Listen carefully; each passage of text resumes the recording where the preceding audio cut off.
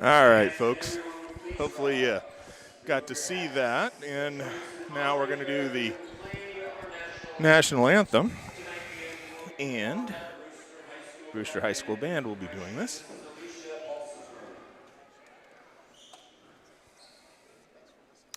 I was under the impression they were doing everybody at once at 7:15, so I apologize for that, folks.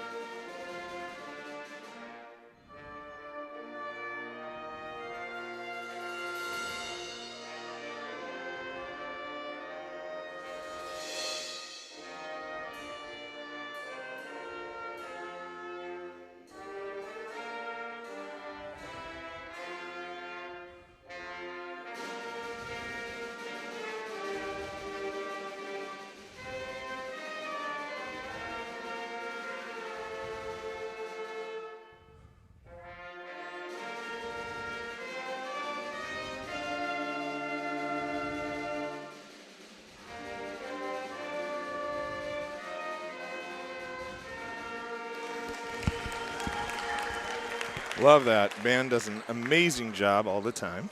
So very happy with that. And let's see who we got coming up here. We have a young lady that we have recruited to help us out with this tonight, and Liv Smith is going to be helping us. So we appreciate that, and we're going to show her kind of how to do this, and then we will work on this a little bit. So I'm going to go silent for a minute as we get some of this set up, and I will be right back.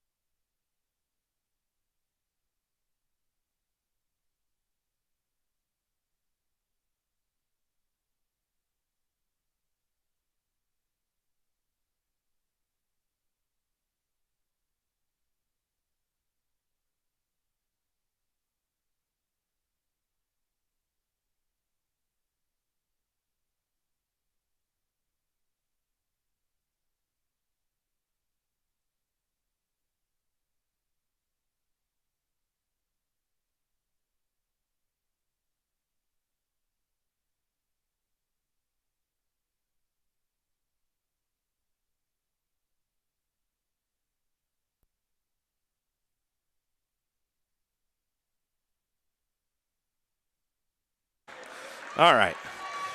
We have a wonderful camera person who's going to be running the camera tonight back and forth, so that hopefully it's a little better, because you all know I cannot multitask. So Liv Smith will be running that for us, and she's going to help out a little bit with social media as well. And I'm going to try and convince her to put on the headset maybe. We'll see. Hialeah is at the free throw line. Doesn't get the first shot to drop. Lone senior on the Brewster team this year. Gets a second one to drop. Omak. This is Albert. She's a freshman. Shoots the three, doesn't drop. Page with the rebound. Brings it across the timeline. Puts it to Hialeah. Hialeah dribbles, kicks it over to Caitlin. Caitlin down to Berkeley. Berkeley looking, feeds it in. Lisi goes up, gets it, up and in. Bears out to an early 3-0 lead. 7:23 left here in the first. Omak also only has one senior on their team. They have actually 3 8th graders, a freshman, a sophomore, and a junior. So very young team.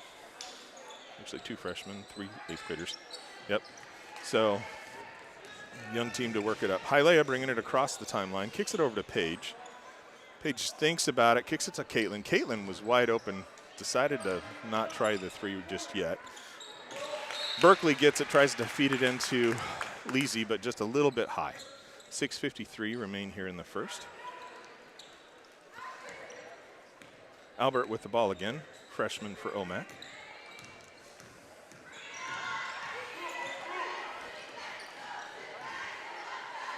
Priest with it, junior, back to, or over to Sackman, senior. Gets it picked off. Hialeah has it, puts it up to Paige. Paige up and in. 5-0. 6:28 remain here in the first. Albert bringing it down, goes around Caitlin. Tries to put it up, doesn't drop. Hialeah with the rebound, gives it out to Paige. Paige brings it across the timeline. Backs up, kicks it over to Caitlin. Caitlin drives, kicks it into Lisi. Lisi with a little short shot, doesn't drop. Rebounded out of there by Wolf, an 8th grader for Omak. Pressure by Brewster. Ref calls it Omak ball. 6:03, 5-0 currently.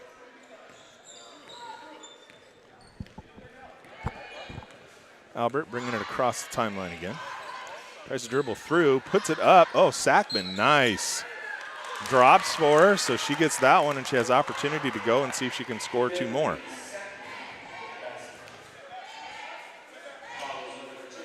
Hialeah gets called for the foul. Sackman at the line. Only senior for Omak. 5-2, 5-3, makes her free throw. Great job. Paige bringing it across the timeline. Drives a little bit, looks at it, gives it back to Berkeley. Berkeley over to Hialeah. Hialeah back to Berkeley. Berkeley thinks about the three, feeds it into Paige, gets it tapped away, and Omak coming down the floor. Oh, Hialeah, nice job. Rushes through, sees that pass coming, picks it off. All the way up to Caitlin. Caitlin drives, kicks it out to Paige, but Paige had started towards the basket and didn't realize that was coming her direction. So Omak ball, 5-3, 5:22 left here in the first. Kasu gives it out to Albert. Albert back to Kasu. Kasu is a freshman. Lisi steals it, takes it down, lays it up and in. 7-3. Albert with it again. Kicks it out to Sackman. Sackman with Gibbons or with Caitlin on her. Out to Wolf. Wolf feeds it in underneath, gets it taken away by Caitlin. Caitlin looking, passes it up to Berkeley. Berkeley back to Caitlin. Caitlin says, I'm going to shoot a three. Doesn't drop for her. Rebound comes out of there to Wolf with Omak. Puts it over to Sackman. Sackman up to Kasu. Kasu for a long 2 gets it. 7-5 now. 4:26 remain. Caitlin brings it across the timeline. drives, kicks it out. Hilea for a three, doesn't drop, but Paige with it, doesn't drop for her. Hilea gets in there, gets it away. Caitlin with it, out to Berkeley. Berkeley back to Caitlin. Caitlin thinks about it, drives through, puts it up, and doesn't drop, but she gets hit. She'll be going to the line to shoot two. That'll be on Albert.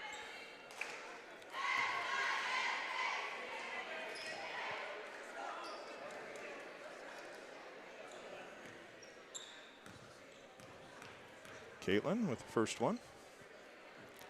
Up and in, 8-5, 4:05 left here in the first.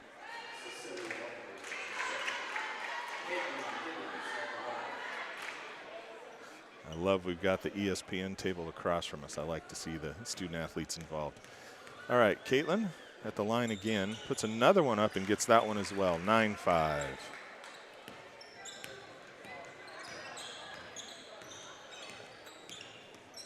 Albert brings it over, kicks it out to Sackman. Sackman thinks about the three, picks it up, gives it out to Lucy. Kicks it out to Casus, doesn't hit. Hilea with the rebound, puts it up to Paige.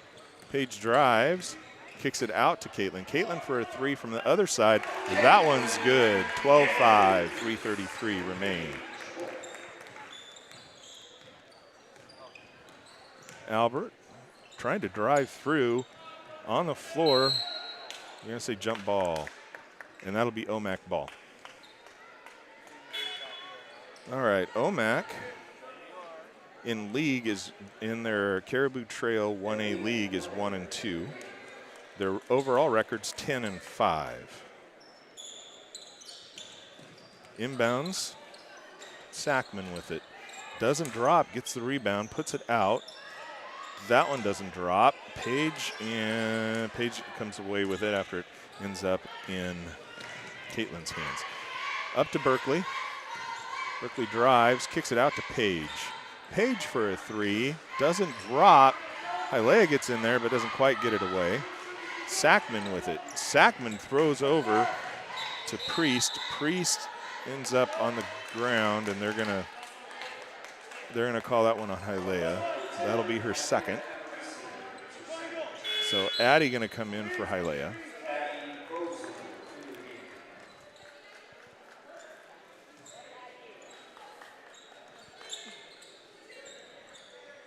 Kicks it way out. Sackman with it, kicks it out to Lucy. I'm saying that right, probably. Sackman with it. Back to Lucy.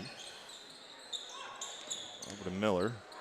Ends up losing it. Addie with it. Addie coming across the timeline. Puts it to Berkeley. Berkeley drives.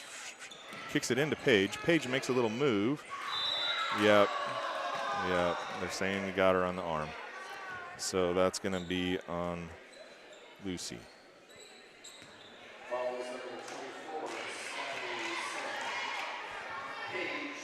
Luce? That's what they're saying. Now it's just saying Luce, so I'll go with that. All right, Paige at the line.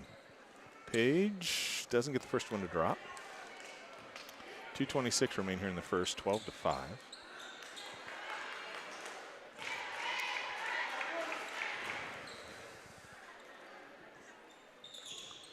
Gets the second one. 13-5, 2:26. Albert with it, brings it down. Miller. Well, kicks it back to Luce, and that doesn't go in, and it will be Omak ball underneath. 2:17 remain.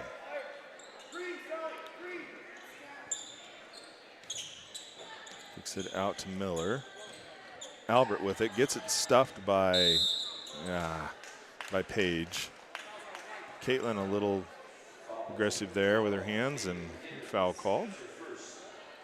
So that'll be three on both teams now. Kicks it out to Priest. Priest gets it stolen away, but then they tip it away. So Priest with it, kicks it up to Albert. Albert gets it tagged, tapped, ends up back with the ball, and up and in she goes. So 13-7. Paige calling a call here. Kicks it over to Caitlin. Caitlin to Berkeley. Berkeley to Addie. Addie back to Paige. Paige for the three. Boom. 16-7. 1:36 remain. Timeout Brewster. So Brewster will take a timeout here. Good crowd here tonight. Appreciate everybody coming down and supporting the seniors. And they've got a fundraiser for the seniors selling spaghetti for $5 a bowl, including breadstick. And there are some wonderful desserts up for auction as well for a fundraiser for the FFA club here in Brewster. So excited about that. I'm also excited that we have a camera operator, so I can worry about saying the right words and not messing up by watching the game rather than through the screen. So appreciate Liv doing that. Look forward to seeing what she's going to be able to help us with on the social media as well. So that'll be exciting, and I will get a headset on her. All right, Albert with it. Drives around. Tries to feed it into Sackman, and they do. Sackman up and in. 16-9. Caitlin with it. Brings it across the timeline. Kicks it out to Paige. Paige gives it over to Addie. Addie drives, feeds it back to Paige. Paige backs out for a three, bangs it off the glass, doesn't drop. Addie gets it.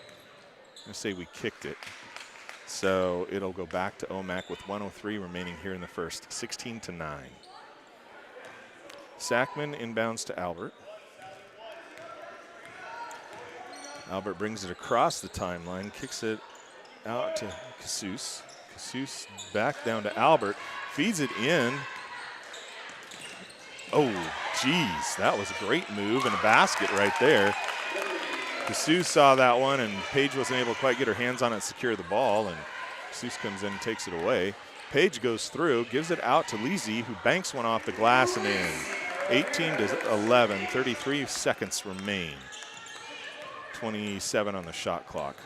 Albert kicks it all the way down to Casus. Casus gets tied up by Brewster, feeds it across, and Albert comes across, gives it out to Sackman for a three, and she drains the three. 15 seconds remain. 18-14. Caitlin brings it down, kicks it all the way out to Addie. Addie looks, kicks it back to Berkeley. 5 seconds, 4, Caitlin sees it. 1, gotta shoot it, ladies, nope. So didn't get their shot off in time. 18-14 is your score at the end of 1. Omak not backing down on senior night, that's for sure. Looking at their season, they beat Othello 50-33. Beat Liberty Bell 38-29, lost to Quincy 34-36, beat Jenkins Chewelah 54-26, beat Manson 65-13, beat Chelan 52-30, lost to Lakeside 38-66, beat Kettle Falls 45-35, beat Ephrata 52-29, beat Okanagan 50-47, lost to Cascade 40-43, beat Tenasket 53-16, lost to Chelan 39-58, beat Liberty Bell 47-38, and lost to Lake Roosevelt 44-63 before coming in here to face the Bears. Like I said, they've got just the one senior on the squad, one junior, one sophomore, 2 freshmen, and 3 eighth graders. So very young team. Obviously, they're doing their best to compete in their league by beating Chelan. Or no, they lost to Chelan for a conference game. Beat them and then lost to them. So they got Cascade and Chelan in their league. Let's see how what their RPI is. Okay, Brewster has the ball to start the second. Paige inbounds to Caitlin. Caitlin over to Addie.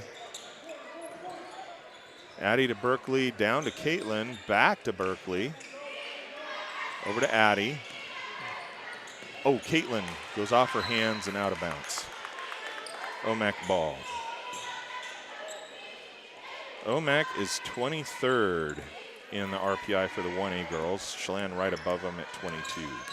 All right, Albert with it. Dribbles around. Gives it to Sackman. Sackman looks underneath. Lucille out to Sackman. Sackman sinks another three. We know who can get the threes. 18-17, just like that. Page with the ball. Kicks it over to Addie. Addie to Berkeley. Berkeley thinks about it. Kicks it back to Addie. Out to Page. Page goes, I'll try a three from out here. That one doesn't drop. No one in to rebound. So Casus with it. Gives it over to Sackman. Sackman throws it up to Miller, and they're going to say jump ball, and it'll be Omak ball. 6:56 remain in the first half. Albert to inbound. Sackman gets it. Kicks it over to Lucy. Out to Casus. Down to Miller. Miller feeds it in. Back out to Casus. Casus over to Miller. Back to Albert. Albert puts up a shot, and oh boy, what a shot! Last second on the shot clock, and she sinks one. That's awesome. All right, Page with it. First time Omak has led in the game, 18-20, with 6:19 left here in the first half. Caitlin tries a three and gets it. Brewster gains the lead, 21-20. Albert with it. Puts it up to Miller. Omak calls a timeout.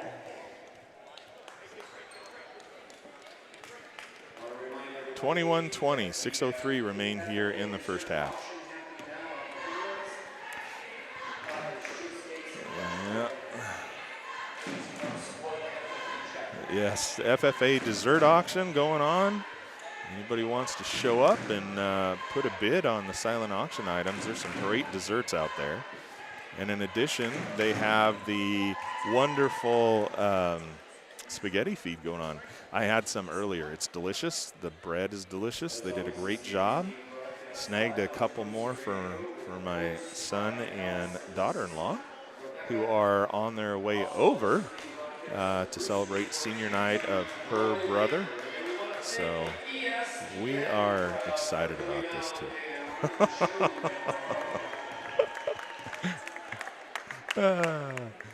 We are going to continue. I like the way the guys dressed up. That's really good. I'm glad they're over there discussing the game. That's awesome. We'll have to see if we can tie it together.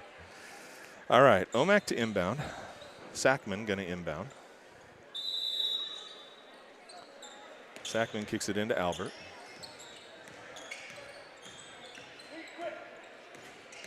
Albert spins through, kicks it out to Sackman for another three. That one doesn't drop, but Casus gets the rebound. She goes out, fires a three. That one doesn't drop. Page comes down with that one.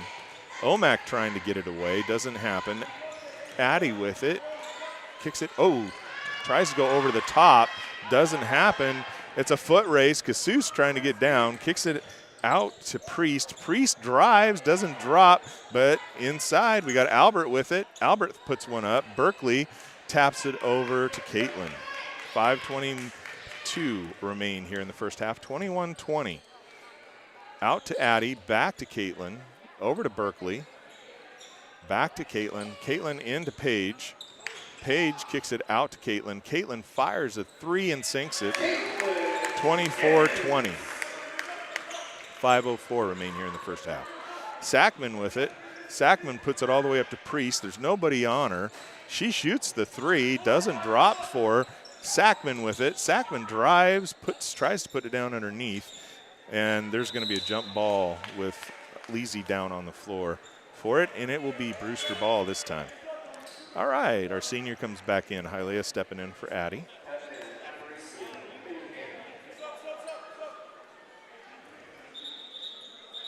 So they're going to bring Albert out, give her a little rest, and put back in Lucy. Anyway, I apologize, folks. I didn't get here as early as I'd hoped. Kicks it over to Berkeley. Priest takes it away. Puts it up to Casus. Doesn't drop, but they're going to call a foul. She'll be going to the line. 4:35. Girls got to be careful with their passes. The ladies are watching those lanes and getting their hands in there.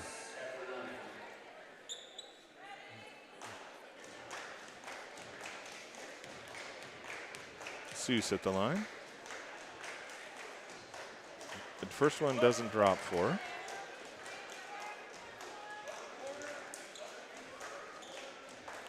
Coach Vassar talking to Lee Z what he wants to see. Second one up, gets that one. 24-21. Caitlin with it.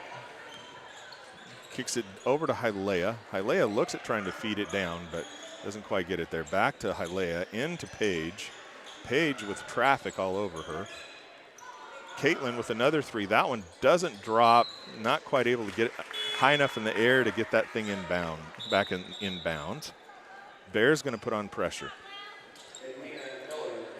4:18 remain here in the first half, 24-21. In to Miller.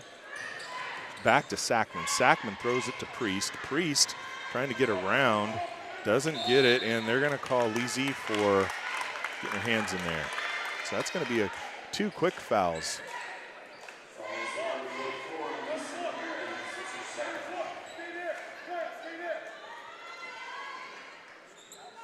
All right, so Priest inbounds to Sackman. Sackman tries to drive around, gets tagged up, gives it out to Priest. Priest looking to see if she can get it around. Miller gets it. Miller drives around the edge, puts up a shot, doesn't drop. Paige with it. Paige looks around, picks it up, gives it to Caitlin. Caitlin drives, gets hammered. So she'll be going to the line to shoot two. 3:44 remain here in the first half.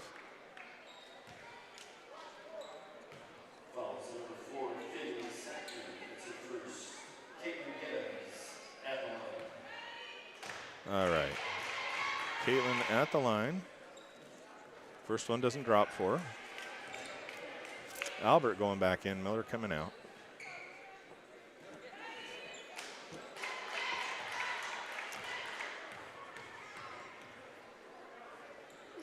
Caitlin's second one doesn't drop. Sackman comes down with it, gives it up to Albert. Albert just goes coast to coast and lays it up and in. 24-23, 3:32 remain. So Paige with it, kicks it over to Hylea. Hylea kicks it out to Berkeley, down to Caitlin, back to Berkeley. Berkeley into, all right, Hylea fires a three, doesn't drop. Caitlin comes out of there with it, gives it back to Hylea, over to Berkeley. Berkeley looks at it, moves over, fires, doesn't drop. Paige with it. Gonna say it was off her hand, and they're going to jump ball, saying jump ball. So Omak ball with 3:03 remaining here in the first half.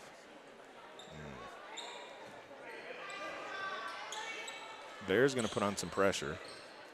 Sackman to Albert. Albert tries to get around everybody, kicks it up to Priest. Priest puts it down, and just like that, Omak now has the lead, taking the most of their opportunities. Bears have not had a basket here in a little while. Berkeley with it. Back to Caitlin, to Paige, back to Berkeley. Berkeley down to Lee Z. Lee Z puts it down at Caitlin, or at Berkeley's feet.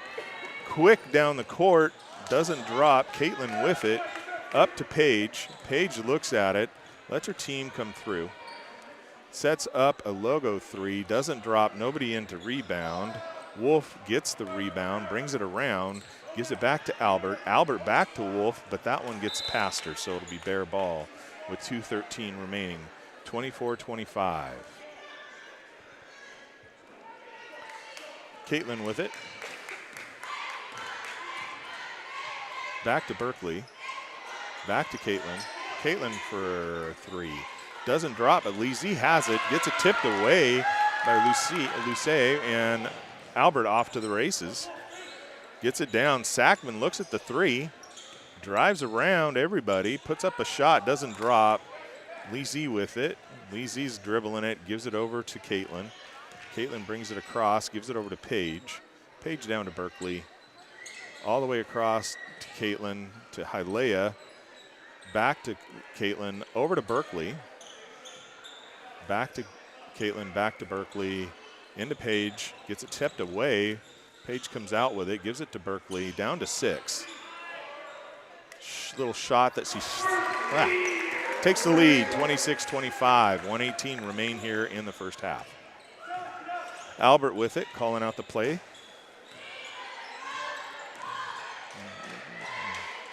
Caitlin with it. Nice steal by Paige. By Paige. Caitlin puts it up and in. 1:01 left in the first half. Albert with it. Kicks it out to Miller. Or Priest, sorry. Then back to Albert, out of bounds, so it'll be Bear ball headed back. Let's see. Okay. Priest coming out because he's going in.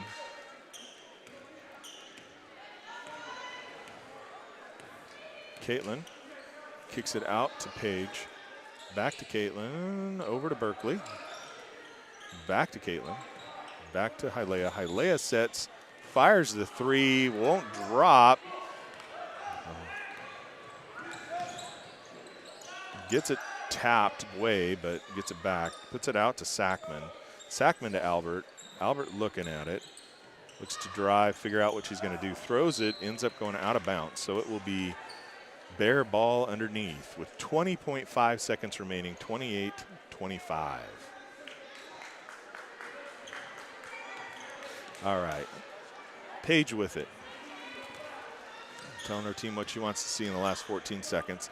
Gives it to Caitlin, over to Berkeley. Hialeah with it. Back to Berkeley. 7. Paige with the 3 and gets it. 31, 2 seconds remain, 1 second. Doesn't get to go. 31-25. 31-25 as both teams head to the locker room to discuss what they want to see different in the second half. Bears with the lead. 10 minutes here and a half, folks. We appreciate that. We're going to put you on silent here for a little bit. I'm sure the band's going to have some fun and it'll be good. And I'm going to sit here for a second and chat with Liv.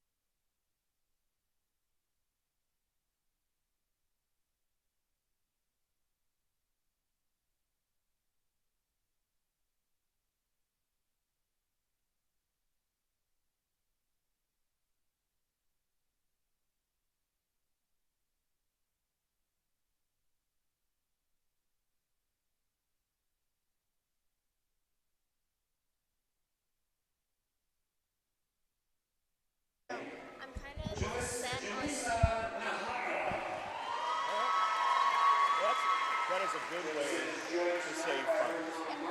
So that's a good idea. And there are a lot of good programs out there. And have you toured campuses though? You you might.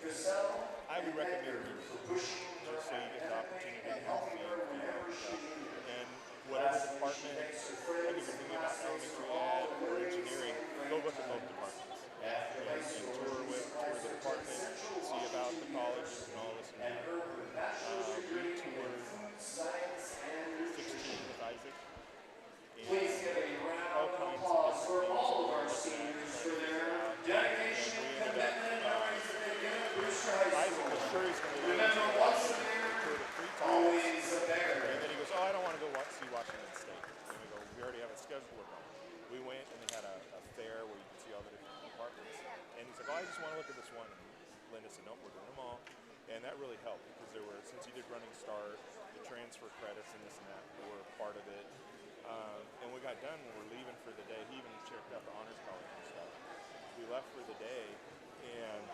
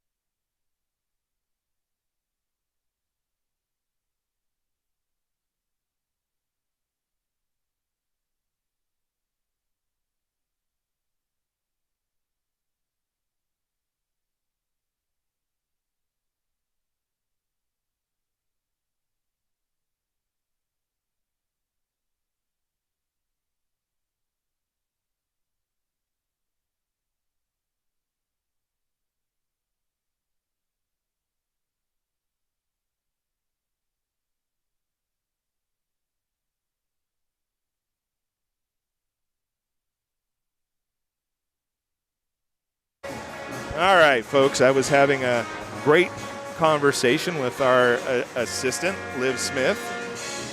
She is a stellar track athlete and actually a good all-around student athlete, but I really enjoyed watching her in track when Grant did it his junior year. So, and I really appreciate her willing to step in and help us out here tonight. And she's actually going to help us out with some social media, setting up some interviews with some of the players, and also running the camera, which is great. So 1:46 remain left here in the halftime break before the action gets back underway.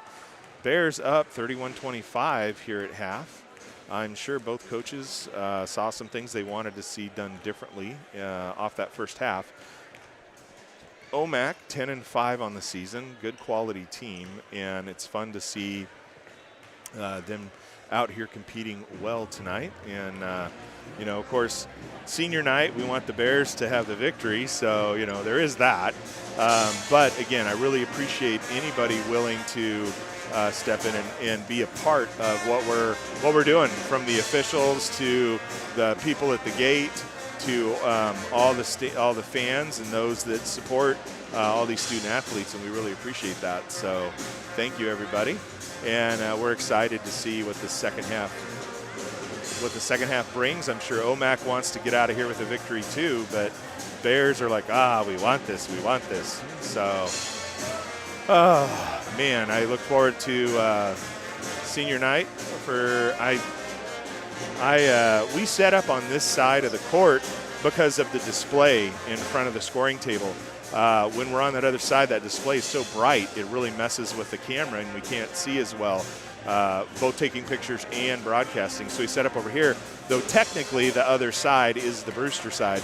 So tonight they've been having the seniors and their families face the other direction. So you'll see me run down and snap a picture. And unfortunately, I was not prepared for being here early enough to make sure we got the coverage we wanted of Hialeah.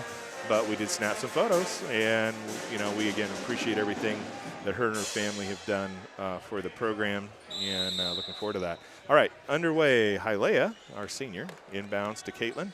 Caitlin back to Hialeah, back to Caitlin, over to Berkeley, down to Paige. Paige drives, kicks it back to Berkeley. Berkeley sets up, shoots. That one's off. Lee Z in there for the rebound, kicks it back to Caitlin. Caitlin looks at it, then drives through, puts one up and off the glass and in, extends the lead 33-25. Albert with it. Drives, comes around the side, trying to get herself in, sets up, doesn't drop, and Caitlin ends up with the rebound. Passes it up to Lee Z. Lee Z looks at it, backs it out, passes it back to Paige. Paige to Caitlin. Caitlin dribbles it, kicks it over to Hialeah. Hialeah down to Berkeley. Berkeley coming around the side. Ooh, almost gets it taken away. Gets it back to Caitlin. Back to Berkeley. Berkeley feeds it into Lee Z.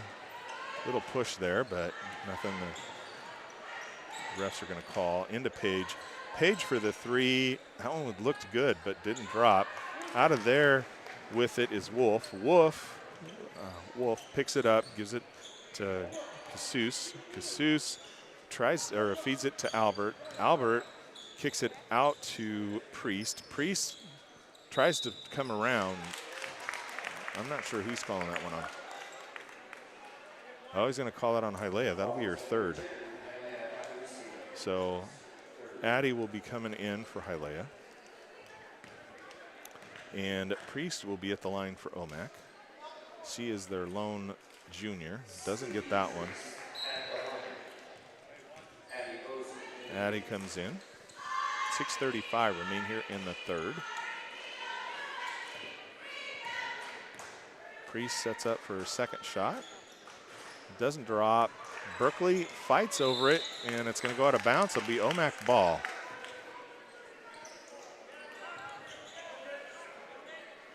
Sackman to inbound. Sackman into Albert. Albert out to Priest. Back to Sackman. Sackman trying to drive through traffic. Kicks it into Priest. Priest tries to go around everybody. Puts one up and underneath. Lee Z with it. Kicks it out to Paige. Paige up to Caitlin. Caitlin back to Paige. Paige looks at it, kicks it out to Addie. Addie to Caitlin, to Berkeley, into Paige, back to Caitlin, over to Addie, down to Lizzie, back to Caitlin, Caitlin into Paige. Paige backs it out and sinks it, 35-25. Albert with it, Addie on her, trying to get around her. Help comes over from Paige, but they don't communicate, and she goes around with two of them. All right, 35-27. That's a good move on her. Smart move by Albert. Addie with it, down to Caitlin. Caitlin fires a three and sinks it, 38-27. 5:30 remain here in the third. Up to Priest, Sackman. Sackman looking to see what she can do. Puts it over to Priest. Priest with Addie on her. Feeds it in underneath to Albert. Back to Priest. Priest sneaks around, floats one up, doesn't drop. Paige blocks out, comes away with it. Kicks it up to Caitlin. Caitlin over. No, Caitlin carries it all the way in and puts it up and in. Albert with it. 40-27. 4:58 remain here in the third. Albert. Caitlin on her. Kicks it all the way over to Casus. Casus fires, doesn't drop, ends up going out of bounds. And they're going to say Paige touched it, so it'll be Omak ball underneath with 4:44 remaining here in the third. And Lucé coming in for Priest. Kicks it out. Albert, no. Sackman with it. Sackman going to try and come around. Kicks it over. Wolf with it. Wolf fires, doesn't drop. Paige comes away with it. Tries to get it all the way up. Berkeley with it. Berkeley, nice delay there and up and in for Berkeley. 42-27, 4:21 left here in the third. Albert setting up the play. Kicks it over to Casus. Casus to Lucé. Back to Casus. Addie, nice defense on Sackman. Knocks it away. Caitlin with it. Caitlin kicks it out to Berkeley. Berkeley, little shot from the corner. Doesn't quite drop. Addie gets away with it. Kicks it out to Caitlin. Caitlin to Paige. Paige for a three. Doesn't drop. Berkeley with it. Berkeley with the underhand around. Doesn't quite drop. And Casus comes out of there with it. Lizzie with it. Lizzie walks away with it. Kicks it out to Caitlin. Caitlin to Addie. Back to Caitlin. Over to Paige. Paige drives. Kicks it out to Berkeley. Berkeley for a three. That one's over. Doesn't drop, goes out of bounds. It'll be Omak ball.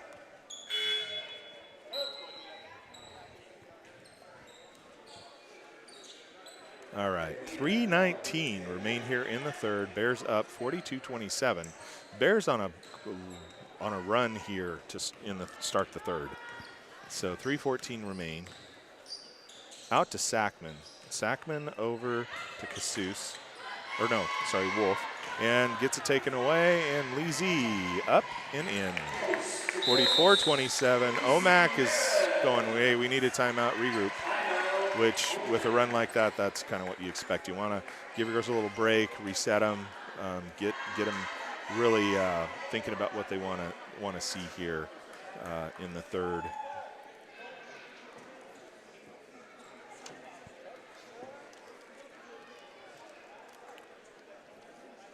All right, let's.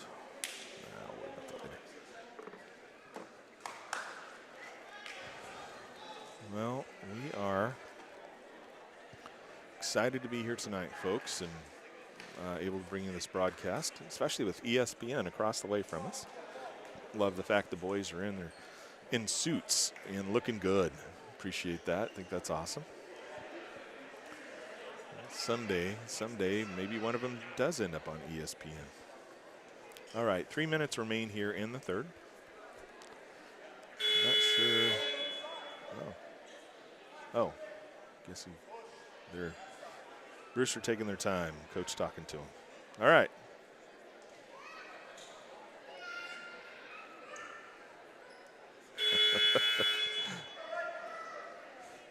Referee's calling him out. Let's go. Gave the ball in. The Bears had to hustle. Oh, and ends up, Jaylene is in. Kicks it out to Addie.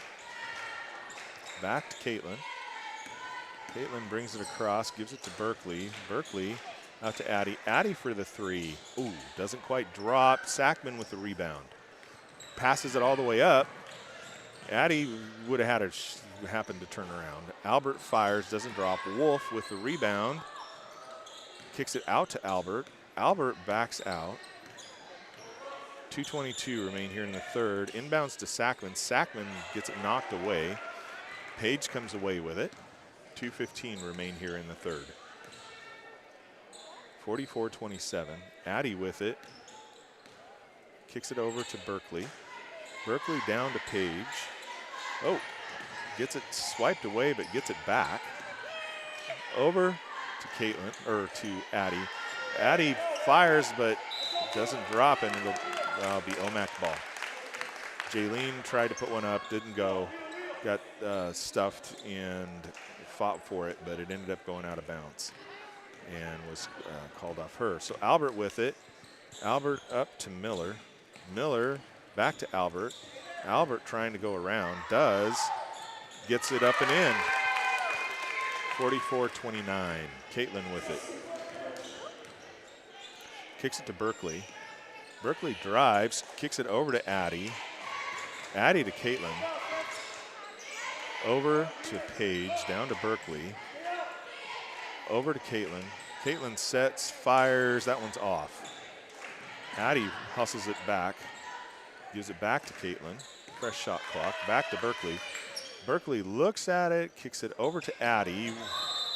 And they're going to say Omak push, so it's going to be 24. Yeah.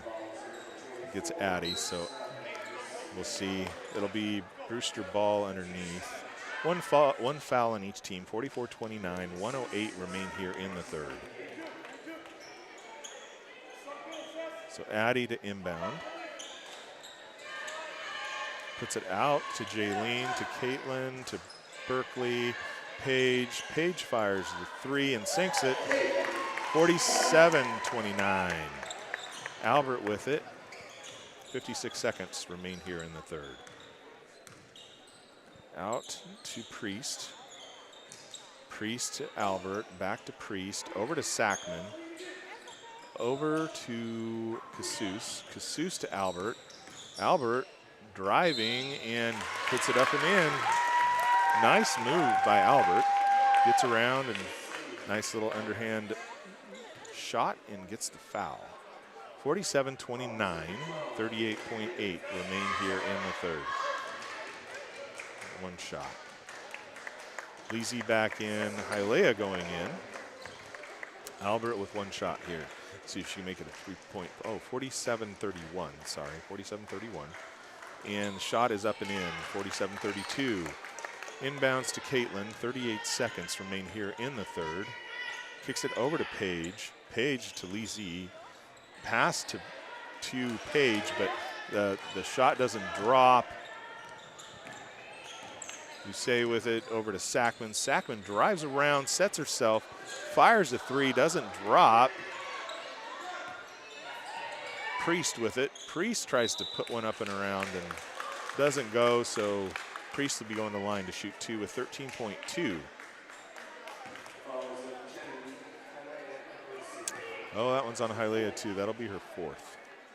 You got 5. Priest, first one doesn't drop for her. Priest is the lone junior on the squad. Sackman coming out, a lone senior.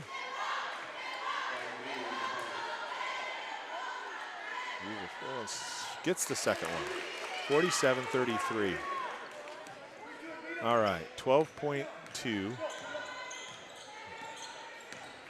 Caitlin with it. Caitlin to Berkeley. Berkeley over to Hialeah.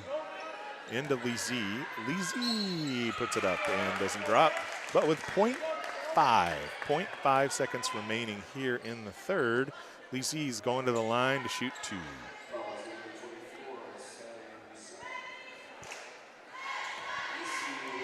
So Lisi will have opportunity to get a couple here. First one is up and in, 48-33. Next one. Oh, that one doesn't drop for Wolf. Comes away with it. So 48-33 is the score at the end of 3. Bears up 15. But we've seen Omak really come at them, so not enough. And the only thing that scares me sometimes when a team has a reasonable size lead going into the 4th is they start to play like they're protecting the lead, protect the lead, protect the lead. And a lot of times that lead vaporizes. So hopefully the Bears keep going at it, trying to extend their lead rather than try and protect it. So we'll see what happens as we are approaching the final and 4th quarter with 8 minutes remaining here. See which team comes away with a victory. Bears obviously want to have a win here as we head towards our final game of the season against a regular season against Omak. Then we will be playing in, or excuse me, final game against Okanagan in Okanagan. Okanagan in Okanagan, final regular season game. And then we'll be going to postseason play. With the way things have turned out this season, where you only play one team for your conference play, we have one. It's going to come down to the final game to determine placement of both the boys and girls teams. So, like we said, everybody can beat anybody, or everybody can beat everybody, especially on the boys' side, but definitely on the girls' side too. But anyway, all right, Albert with the ball for Omak to start the 4th quarter. Kicks it over, or Albert gets it taken away by Page. And they're going to say it's Omak's ball. Almost got that one away. 7:49 remain. Albert with it, inbound from Priest. Looking to feed Sackman. Sackman trying to get moves around, doesn't. Priest with it. Close out quick, gives it back to Albert. Albert trying to get around Caitlin. 2-1, they're not going to get the shot off. Yeah. Shot clock violation. So Bear ball, good defense there by Brewster to start the 4th. 7:28 remain. Caitlin bringing it down. Kicks it over to Hialeah. To Page. Oh, someone got her on the arm. That'll be a foul, but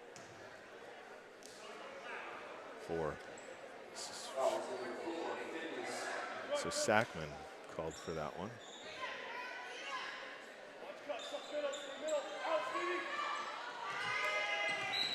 So it'll be Bear ball on the side. Almost got that one taken away. 7:18. Referee timeout as Rich ties his shoe. My buddy Rich Hutchins. All right, got his shoe tied. He's good now. All right. Page to inbound this time. Puts it out to Lisi. Lisi looks to feed it. Kicks it out to Hialeah. Page with the shot. Doesn't drop. Hialeah almost has that one. Albert comes out of there with it. Page on her. Kicks it up to Sackman. Sackman makes a couple little moves, gets it tipped away, but they're going to say it's on Page. So Sackman will go to the line to shoot 2. 48-33, 6:58 remain here in the 4th and final quarter. Sackman sets, nails the first one. Great job for the senior.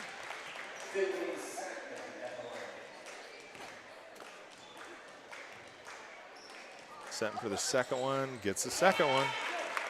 48-35. Caitlin drives, kicks it out to Berkeley. Berkeley into Page. Page to Lisi. Lisi was not prepared for that. Caitlin, Berkeley, Caitlin fires. Bounces, drops in. Woohoo! It's all good. All right, 51-35. Albert with it, trying to spin and drive on her. Priest with it, gives it back to Albert. Albert kicks it out to Sackman. Sackman trying to go through traffic, doesn't get it away, and here comes Paige. Up and in.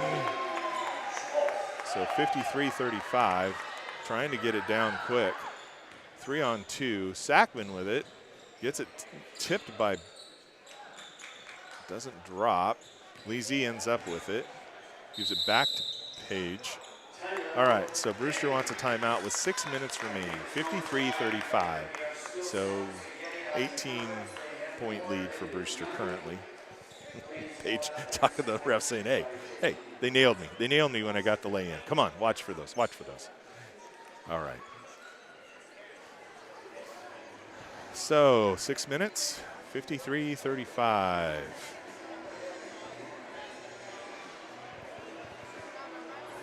See how the dessert auction goes. Hopefully there's lots of funds raised there for the FFA and all that they do. And hopefully there's lots of people buying spaghetti for the senior fundraiser. Some good spaghetti, really enjoyed that. The bread was great, the spaghetti was great. Appreciate that.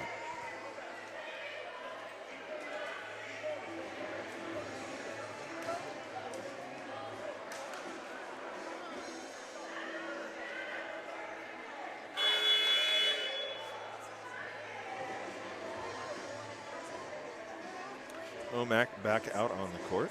Bears taking their time here.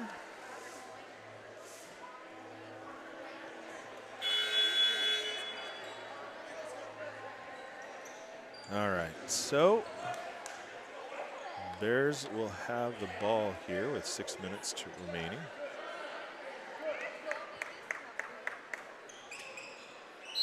All right, Paige to inbound. To Caitlin.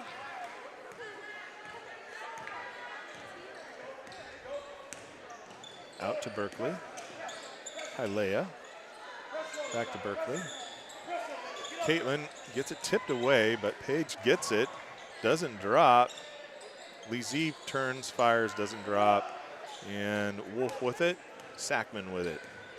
Sackman up to Casus. Doesn't hit. Lee Z with it. Gives it to Paige.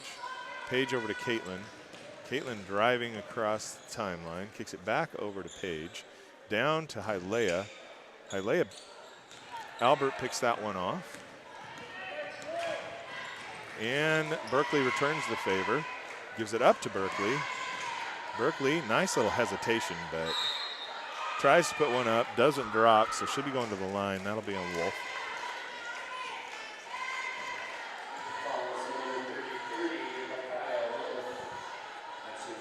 That's her first game. So only 2 fouls on Omak, 1 on Brewster. Caitlin at the line. Caitlin sinks that one. 54-35. Couple subs coming in for Omak. Actually, there are only 2. We got the 2 subs. They got a total of 7 on the bench. Caitlin at the line, seeing if she can sink the second one and give Brewster a 20-point lead. 55-35, 5:09 left. Priest with it.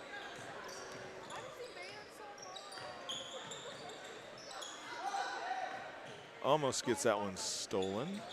Miller sends it to Casus. Casus with it. Puts it out to back to Priest into Sackman. Sackman making little moves, doesn't drop, but she gets her own rebound. Goes up and puts it up and in. Great job. 4:42, 55-37. Caitlin coming across the timeline. Kicks it back to Leah. Leah down to Lee Z. Lee Z in to Paige. Paige fires, won't drop. This one will be on Luce, I'm pretty sure. Oh no, 3. Casus. So Paige will be at the line to shoot 2.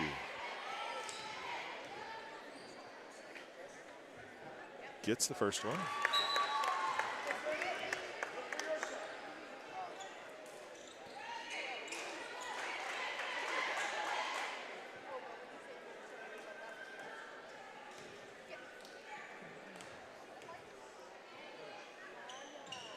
gets the second one. 57-37, 20-point lead for the Bears. Albert with it, calling the play. Over to Priest. Priest puts it into Lucé. Lucé, nice move, gets it.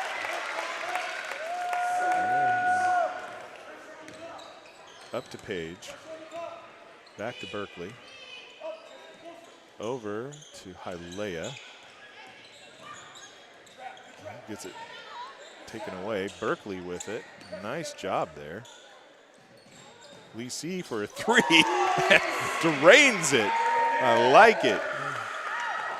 All right, Sackman back to Albert.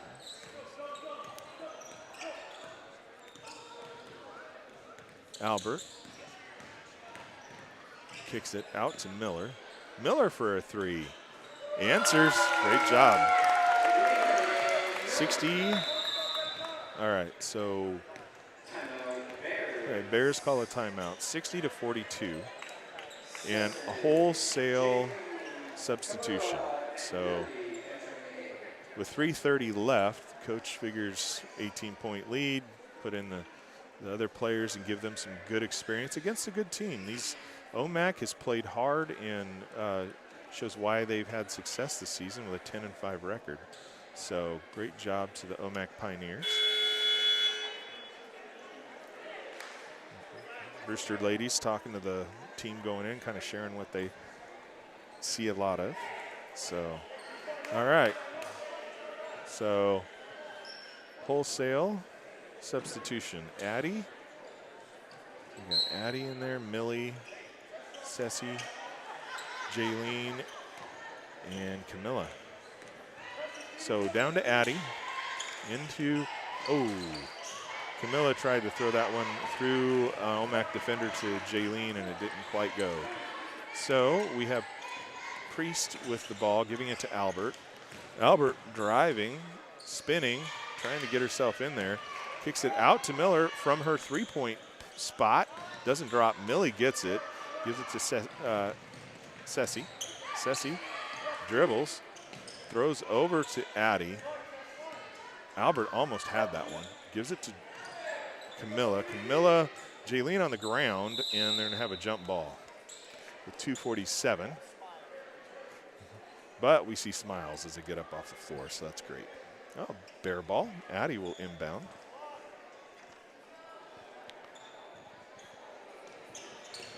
Oh. So, Ceci with it. Over to Addie. Back to Ceci. Ceci back to Addie. Addie to Camilla. Camilla for a little shot. Doesn't drop. Sackman with it. Hustling down the floor. Comes all the way down. Kicks it back out. Ooh. Ends up going underneath the feet. Addie out there trying to get that thing. Sackman in three-point line. Doesn't drop. Ceci with the rebound. Omak on her. Kicks it back. Priest with it. Doesn't drop. Kicks it all the way up to Camilla. Camilla holds it. Dribbles it. Kicks it over to Ceci. Ceci to Millie. Millie. Lots of people on her. Oh, yeah. Sackman fouls Jaylene. Jaylene will be going to the line to shoot two. 1:52 remain, 60-42.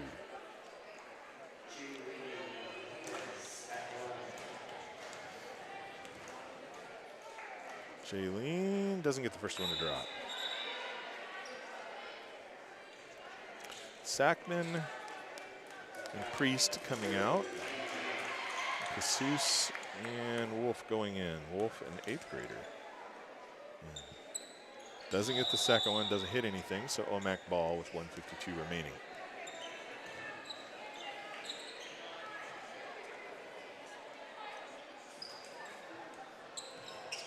Inbound to Miller.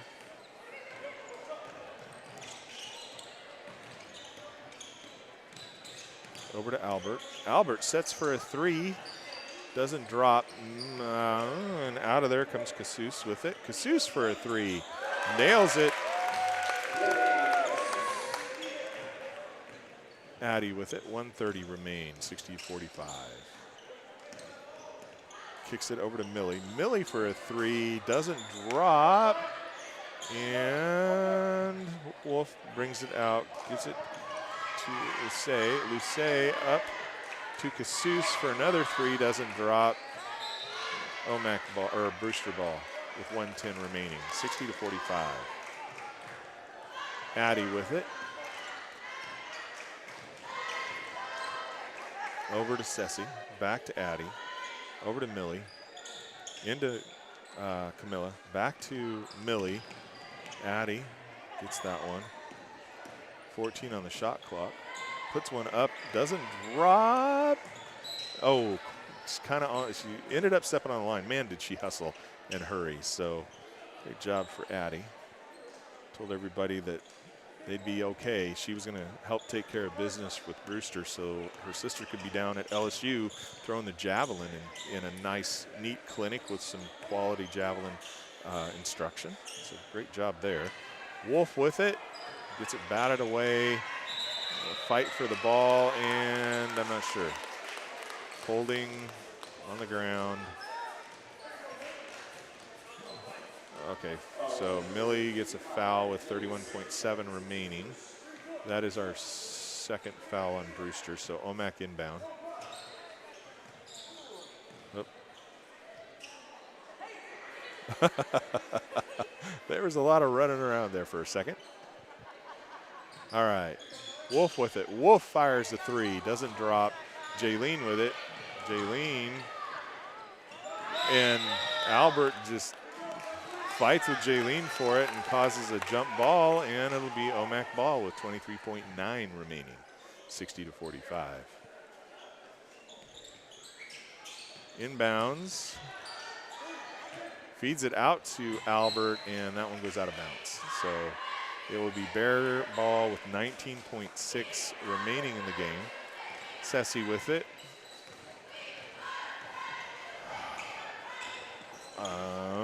Thought she was going to hit Addy.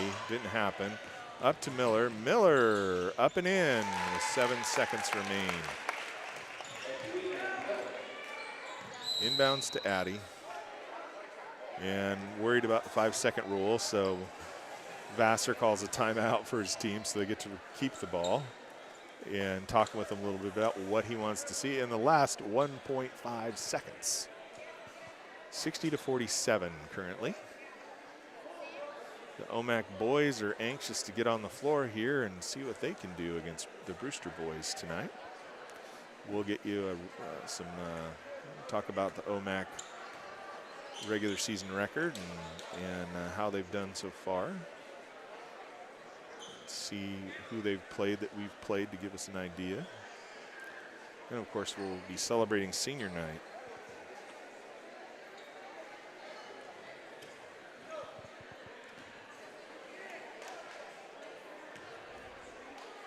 So 1.5 seconds remain.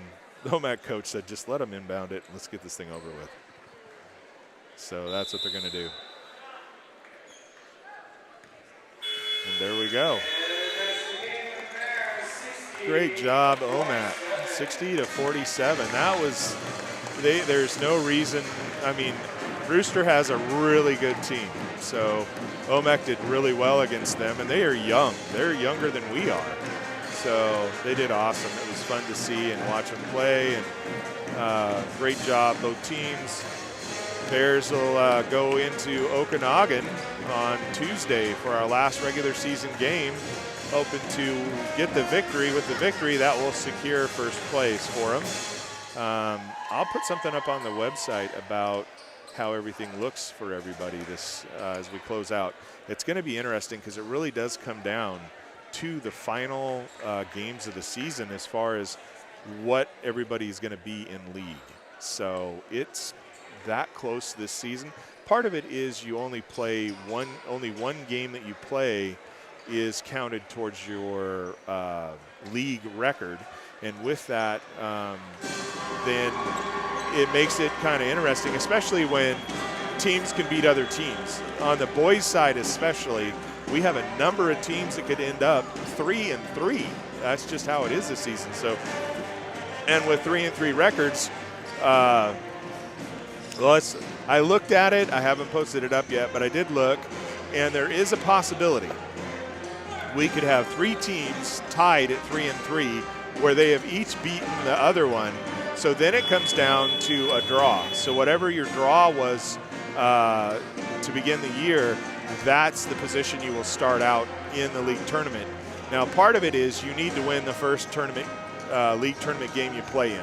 You win that first game, and you are pretty much guaranteed this. Well, yes, you win the first league game you play, you're going to go to districts. And so then you get to districts, and it's, anybody's game there. But obviously the other thing is you want to end up being the number 1 coming out of the league tournament. The number 1 teams out of the league tournament automatically are going to state. So that's a nice thing. For the EWAC, who's the other league in District 5, which we're in, they have 2 teams that have that benefit, but there's more teams in their league than there are in ours, so they get that benefit. Our number 2 has a good possibility, and they play the number 3 in the first district game. Winner of that is also going to state. So there's a possibility we could have 3 teams going to state automatically, 2 from the EWAC, and then there's 1 left, and that one that's left is the tough road to get to state, and that is if you end up our league number 3 or 4, you have to go down and beat the EWAC 4 or 5, and then after beating them, you have to beat the winner of the other game in that, and then after that, you have to beat the loser of the 2 versus 3. So it's a tough path that you have to go down to get there, but it is possible. And right now, the boys have that possibility. I mean, they could end up 3-3 and in a 3-way tie. So there is that possibility. If they don't win, if they're not able to beat Omak, or if they're not able to beat Okanagan on Tuesday, then they will end up 6th. And the number 6 team, the first game they're going to have is the number 3 team. So there is a good possibility that we will be playing we'll be playing in Omak against Tenasket. No, excuse me, that's wrong. I apologize, folks. That's not correct. So there is a possibility where we could end up, all right, so I will try and post this up. If we beat Okanagan and Liberty Bell beats Tenasket, there will be a good possibility for a 3-way tie. And in that 3-way tie, which would be Bridgeport, Tenasket, and Brewster, each team would have been beating each other, and it will come down to the draw. I don't know what our draw is, but if we had the highest draw, we would actually be 3rd in league.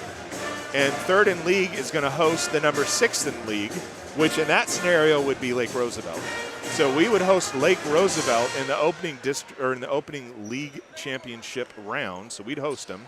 Winner of that would be going to districts, and then would be playing the number 2 team out of league. So there is that possibility. The other possibility is if we lose to Okanagan on Tuesday, that would put us as number 6 because we lost to Lake Roosevelt. And we would most likely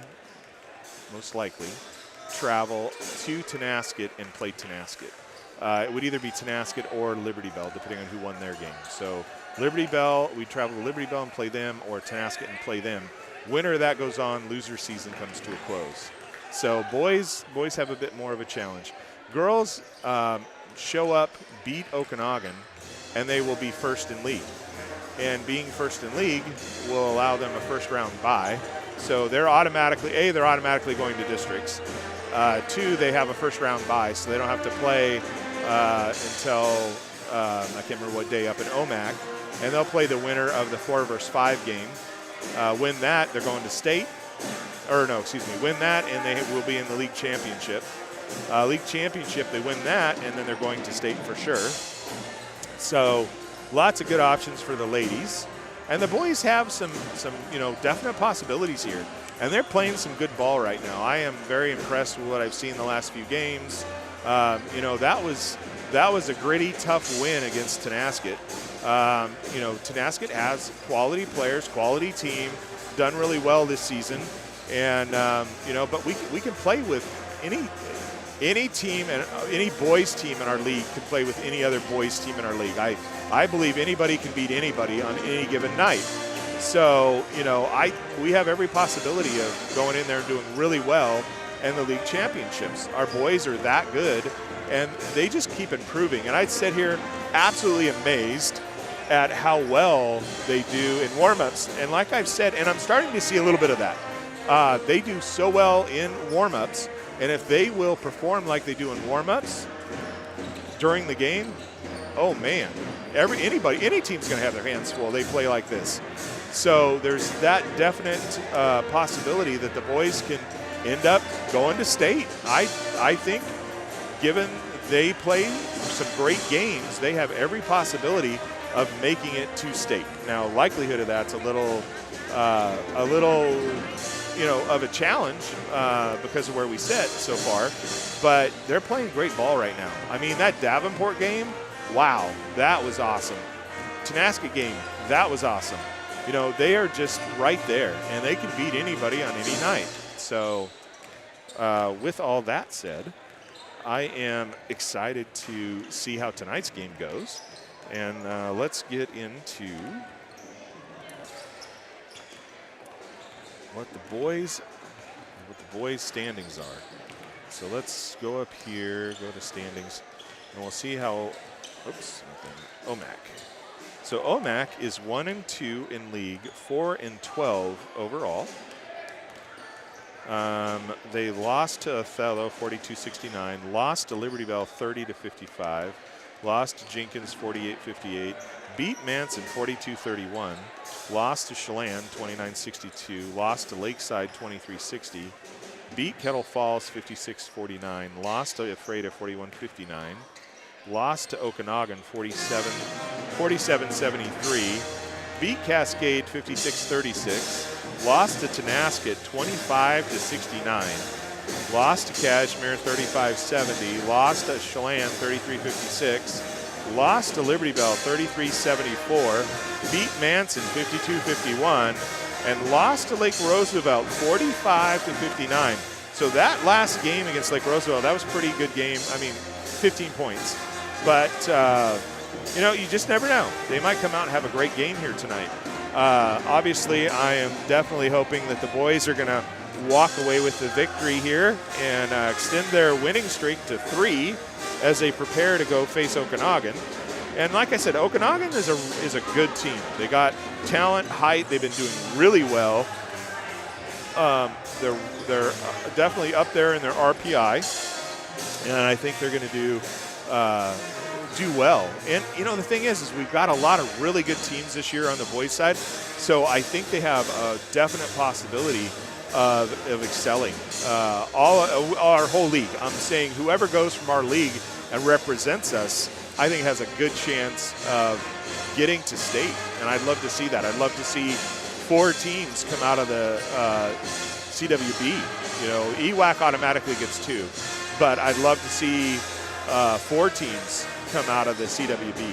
And there is that possibility this year. I think there is. So we'll see. And Brewster could be one of them. That's the thing. The other nice part when you have a good, strong league, it helps everybody. It helps your league. It helps all the teams get prepared for postseason. It helps you prepare for those important games. So it's going to be exciting to see how the boys do. There's one senior on the boys team, and that is my son Grant's brother-in-law, Jacob Pachowski. So Jacob will be honored tonight, and it'll be fun to celebrate him. And I am going to sneak down there and take his picture, of course.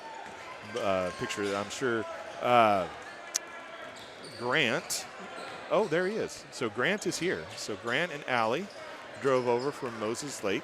Allie and Grant both worked today. Got off work, got ready, and drove over here to celebrate Jacob. And they both work early in the morning in Moses Lake. So they shared that they're just going to come here for the celebration, and then they're probably going to be headed out even before the game concludes. So they're just going to be here for a little while. So I bought them some spaghetti. You know, hey, drive over from Moses, we'll get you spaghetti.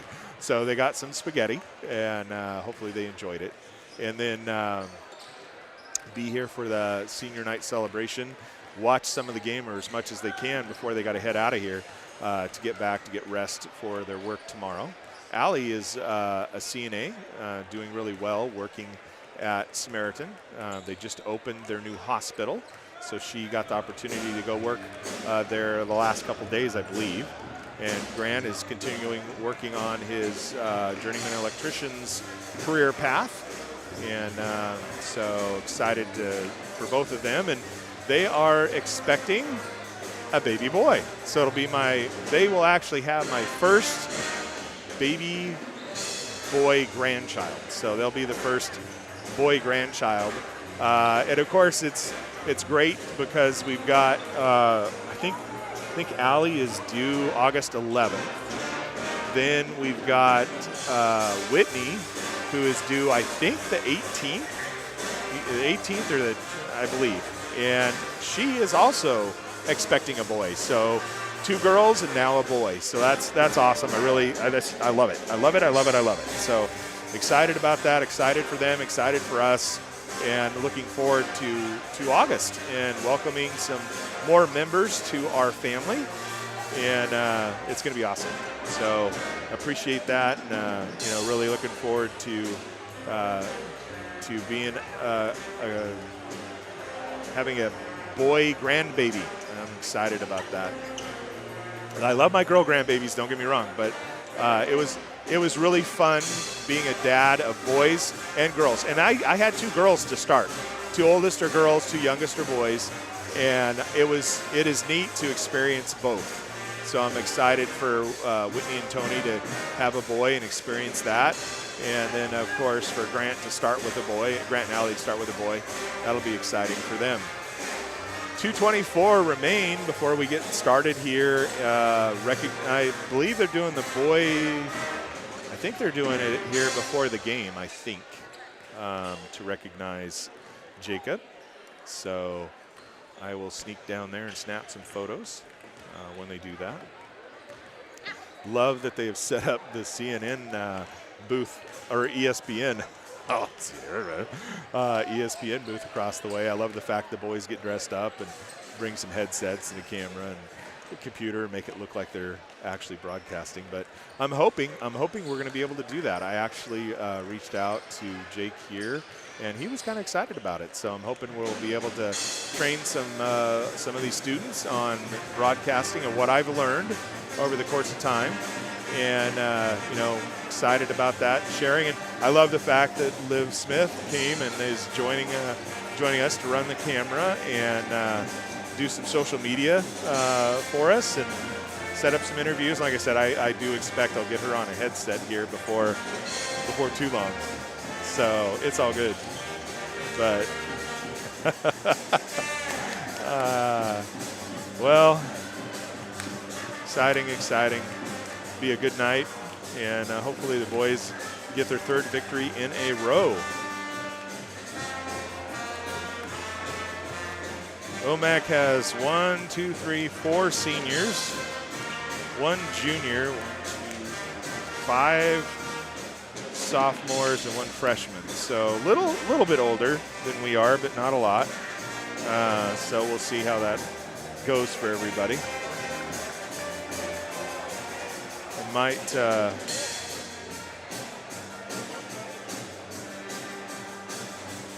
okay. I see them getting set up over there on the other side for a senior night, so that'll be a lot of fun for them. Come out here and celebrate Jacob.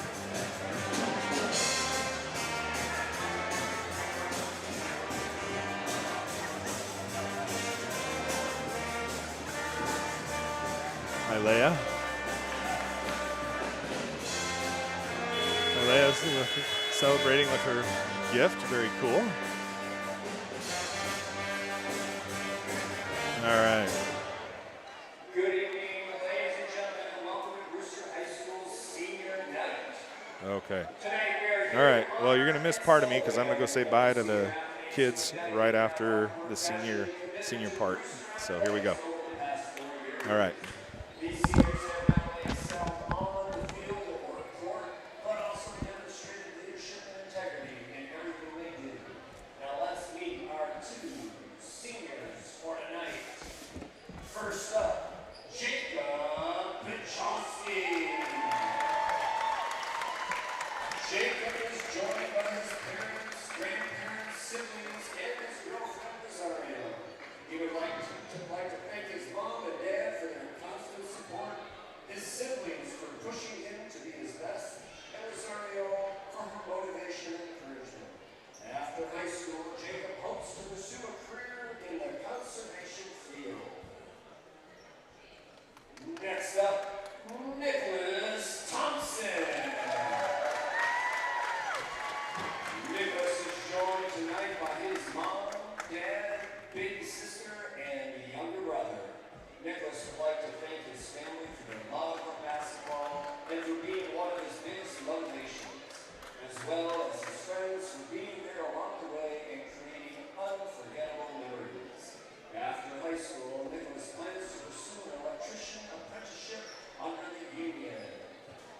Let's give it up for our seniors.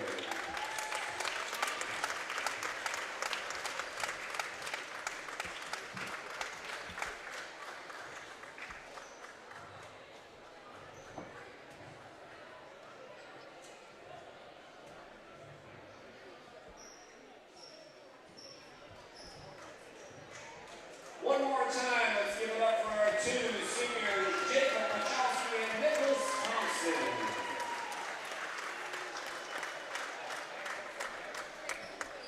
We would also like to take this time where we will be honoring community members who have made a meaningful difference in the lives of our students. This is called the Friends of Children Award. Tonight, will Johnny and Nikki Evers please come to the center of the arena? The Friends of Children Award was created in 1992 to recognize outstanding volunteers in the communities represented by school districts within the NCESD 4-county region. Recipients of this award make extraordinary contributions to local schools, not for recognition or for personal praise, but simply because that is who they are as community members. Tonight, Johnny and Nikki Gemmers are being honored with the Friends of Children Award in recognition for their outstanding dedication and continued support of the Brewster District's athletic programs. Nikki has been instrumental in organizing basketball tournaments and raised crucial funds for our student athletes, helping ensure that they have the resources they need to succeed. Johnny has made a significant impact in our track and field program, generously donating his time and Oh, all right. So that's awesome.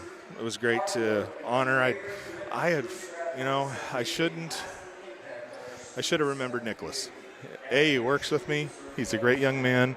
He's been a great family friend for years, and I really appreciate him. He has been the manager of the basketball team or equipment manager. He has been involved for years, and he just kind of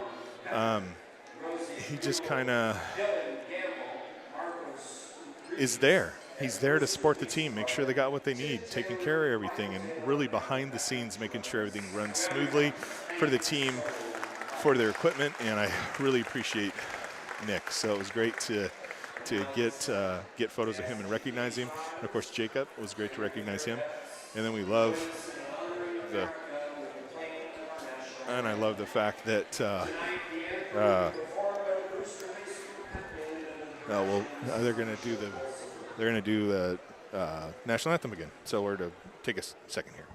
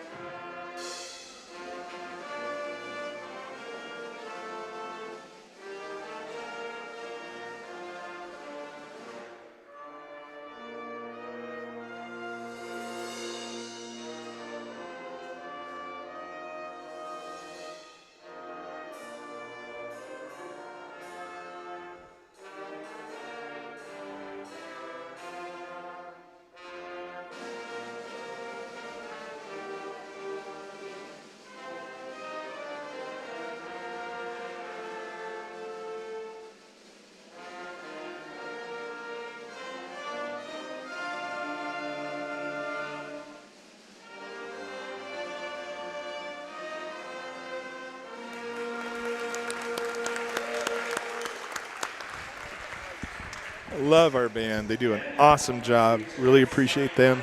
The other thing you notice is the lineup of the fans and folks around the court to congratulate the players and smack their hand as they go through. And it's extended way out. It's great. And the other thing that's exciting to see is the young people.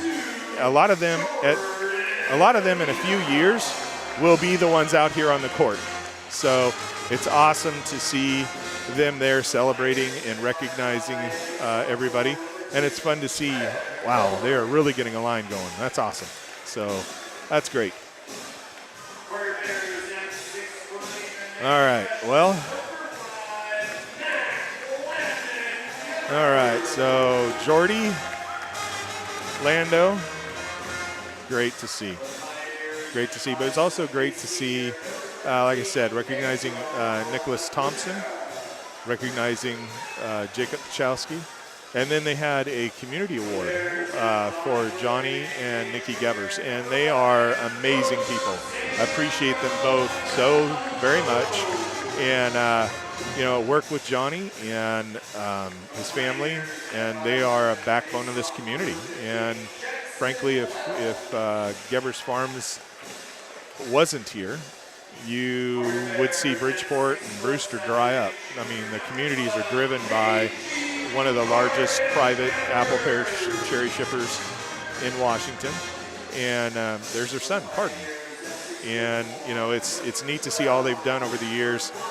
We were honored to have had the opportunity for my boys to play with their sons over the number of years, and the tournaments we've gone to and the playoffs we've gone to and everything else we've done. It's just amazing the things. And organizing a basketball tournament here in town to raise funds to support that. As a family, I never had to worry about tournament fees. Now, getting there and feeding them and housing them was, it was enough. But I didn't also then have to worry about how are we going to come up with hundreds and hundreds of dollars for all these tournaments we went and played in. It was taken care of by the organizations that they fundraise for. So really appreciate all they do and their effort and who they are and what they mean to the community and to me and my family. They've always supported us, and we love and appreciate them. So that was cool to see them get recognized as well. So large crowd here tonight, getting ready for tip-off. Carden going to get against Kitchen. Gets that one. Lando with it. Lando kicks it out to Jacob, over to Jordy. Sam into Carden. Carden across to Lando. Lando looking to see a little pull-up jumper, and he gets it. Bears jump out to a 2-0 lead. Oh, nobody saw him. Tied up. Allen with that one, senior.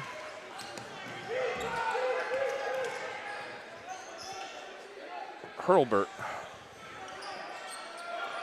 Jacob had it. Out to Jordy. Jordy looks at it, pulls it down, kicks it out to Lando. Lando gives it over to Jacob. Jacob had it wide open there. Gets hit. So that'll be on number 2. That'll be on Hurlbert. So Jacob going to the line to shoot a couple. 7:13 remain here in the first.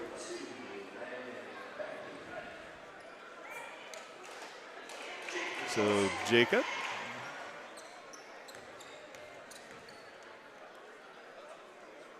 Gets the first one. 3-2.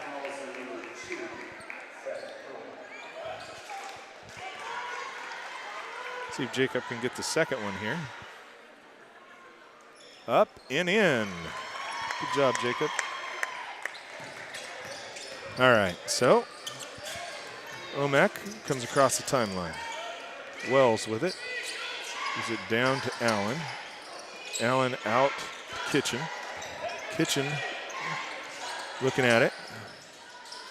Pulls it back out to Aguilar. Doesn't drop. Jacob gets that one. Kicks it out to Sam.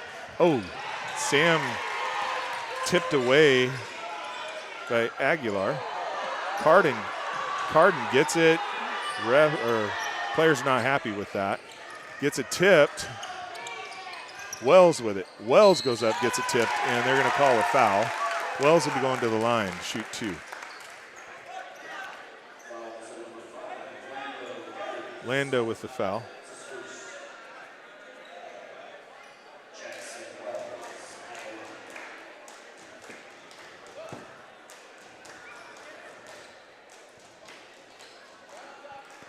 Coach talking with Sam about how not to turn that one over. Wells misses the first one.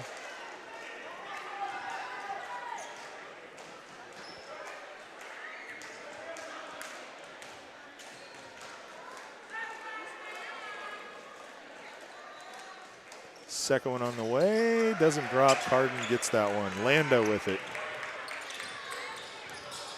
Lando over to Carden. Jordy with it. Jordy doesn't drop. Jacob was trying to block out, didn't get away with it though. Hurlburt into Wells to Aguilar, gets it blocked by Carden. Aguilar trying to get around Carden.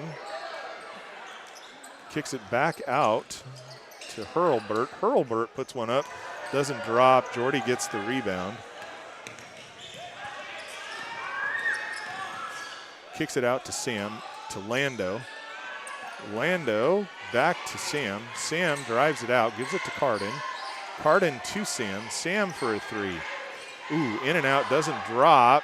Ooh, Lando, oh boy.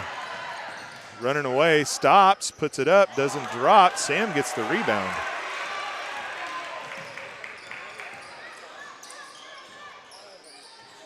Out to Jordy. Jordy to Lando, over to Carden. Carden for a 3. Boom! 7-2, 5:18 left here in the first.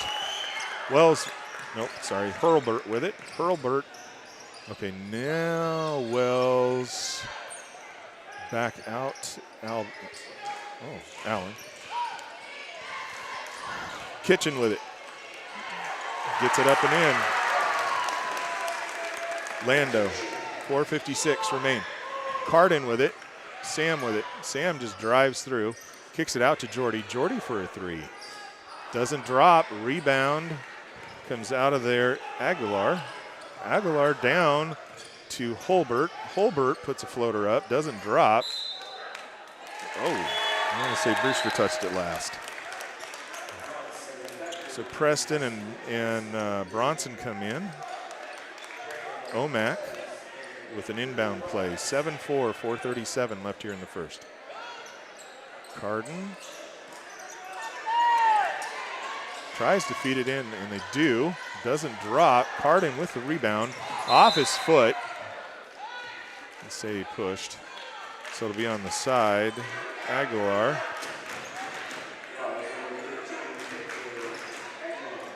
So that'll be 2 fouls on Omak so far. Preston inbounds to Lando.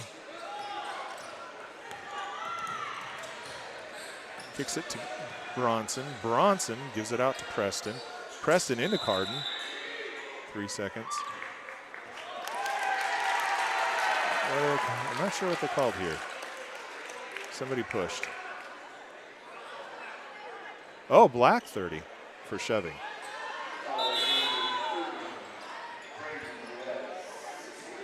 Ruiz. So Ruiz pushed and got a foul.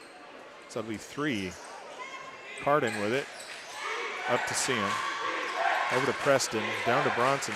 Bronson for a 3. Doesn't drop. Into Ruiz. Ruiz gets it over to Aguilar. Aguilar trying to get around Carden. Doesn't drop. Oh. Ended up, Carden wasn't quite back in bounds, so it will be Omak ball. All right, Brewster wants timeout. 7-4. 7-4 with 4:03 remaining here in the first.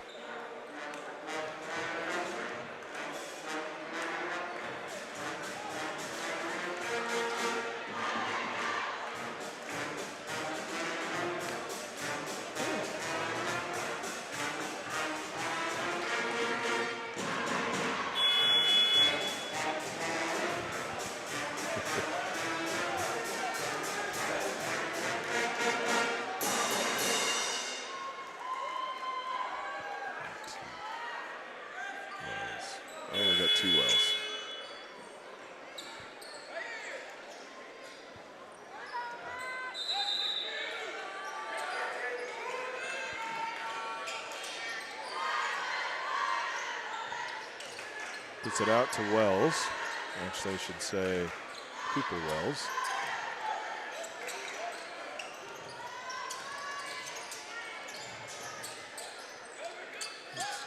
Bernstein. Aguilar trying to get it. I'm going to say it's Omak ball again. So 3:44, Omak inbound play. Try and do something a little different this time.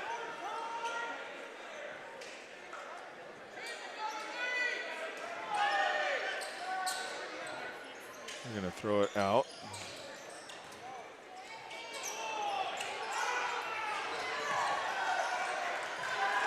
Lando comes down with it. Over to Sam.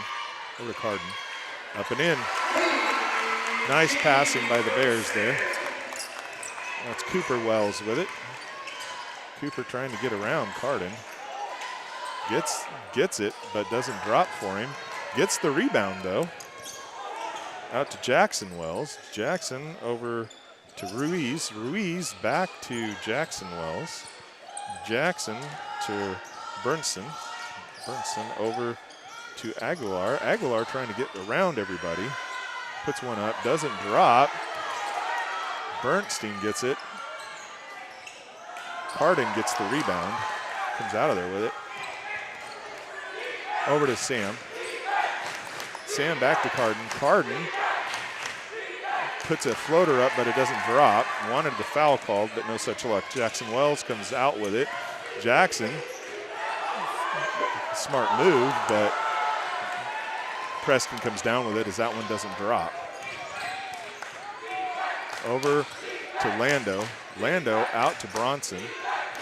Bronson to Carden. Carden to Preston. Preston looking to see what he can do. Back to Lando.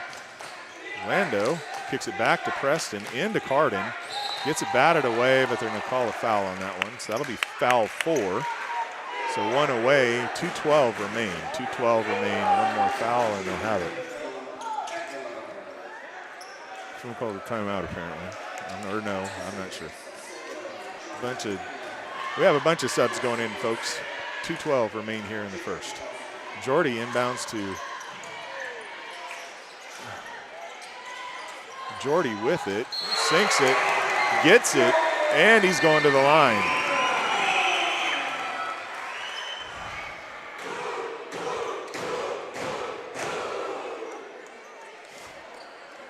Jacob had it, went in to try and get the shot up. Somebody flopped on the ground. The refs didn't call it because they didn't think it was a player control foul. Ended up getting the rebound tipped out to Jordy. Jordy sank the 3, so he gets to shoot 1. Okay.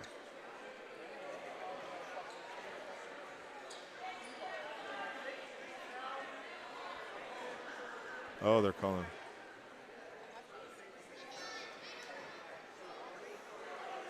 I'm not sure what the call is there.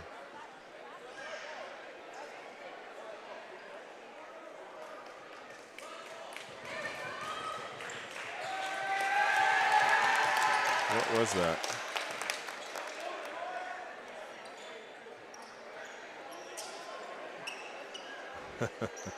Well, maybe they're calling the flopping. They're calling that, I guess. I don't know. They're calling Jacob for something, I guess. I don't know. I didn't see the whistle. I didn't see it. I didn't understand that, but we'll see what. I'm not sure. Coach Taylor asking what the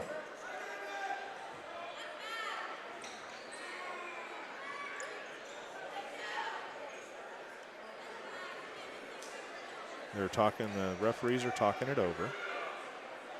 So I'm not sure what they've decided. I don't know if they decided that they didn't call the foul during the play. And now they're discussing it. So I'm not sure.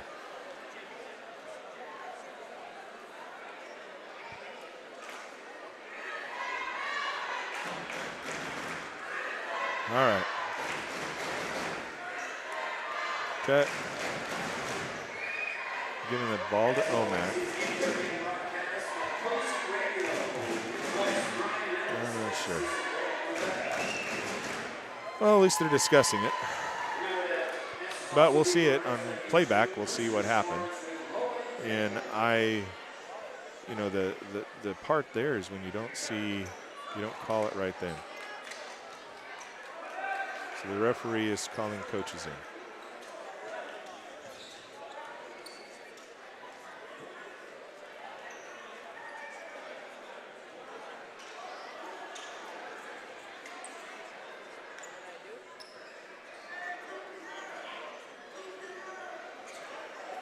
All right.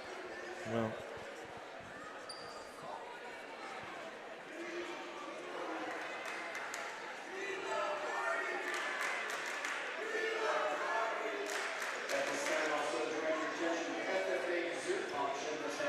All right. Yep, FFA dessert auction going on, and the spaghetti feed for the seniors. Great fundraisers and opportunities. Okay. All right, so they're not counting the basket. They're saying that, I'm not sure.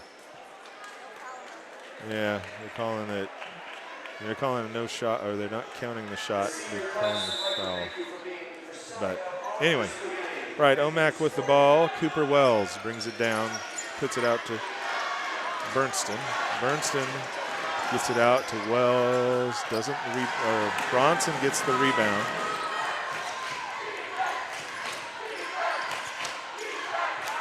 Isaac with it. Isaac to Jordy. Jordy with the three. There's the three. 12-4, 139 remain here in the first. Kate. Bernston.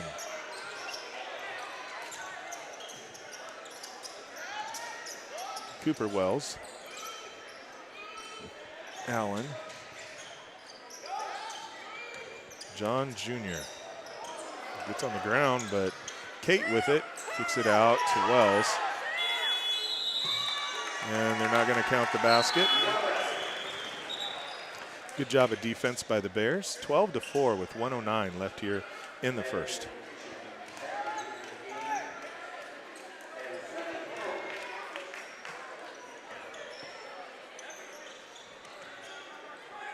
Inbounds, puts it back to Preston. Preston back to Bronson. Bronson to it. Bronson just comes across with it. Drives through, kicks it out to Isaac. Isaac to Jordy. Jordy for another three. 15-4, 52 seconds remain here in the first.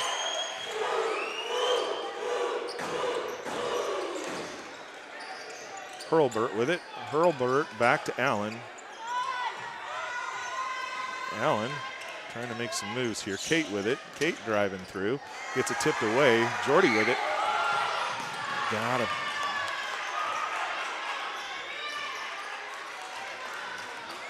Hurlburt with it.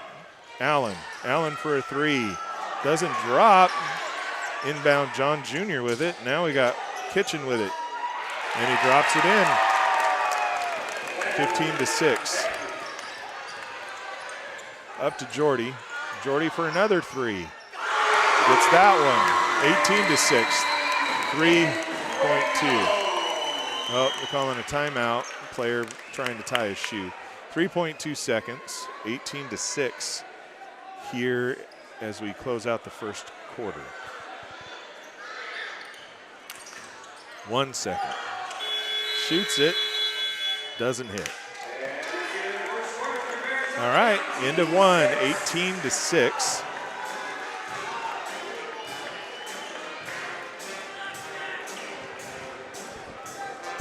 Looks like we're going to go back to the starting lineups.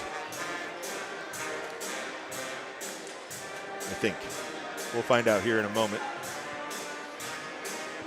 Oh, Grant and Allie have left the building. He told me to make sure to give him a hug because he wasn't planning on staying too long because they Long drive back to Moses. Glad that they showed up to celebrate and congratulate her brother, Jacob, on his senior night. So appreciate him coming over for that. And hopefully have a safe drive home. All right, so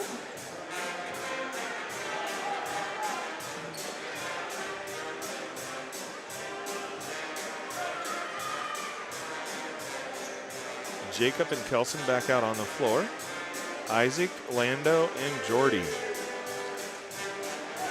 Senior, junior, and 3 freshmen.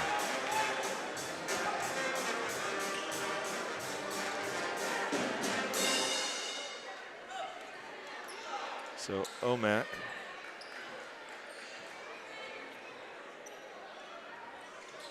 One person short.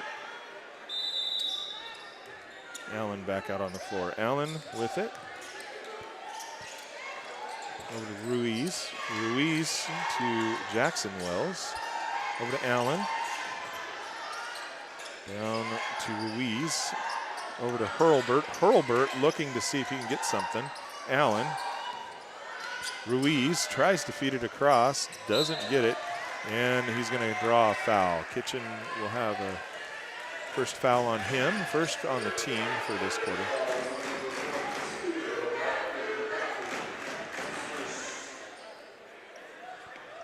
Into Lando. Up to Isaac. Oh, walked with it.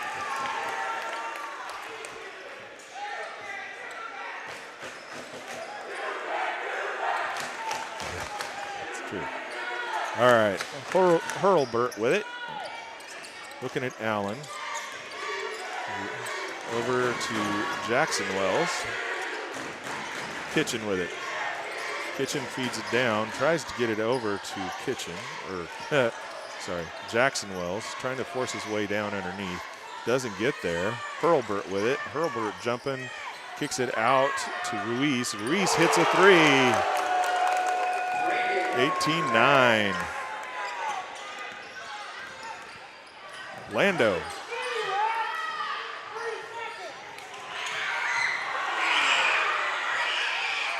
Jacob doesn't hit the 3. Lando with it. Jordy hits the 3.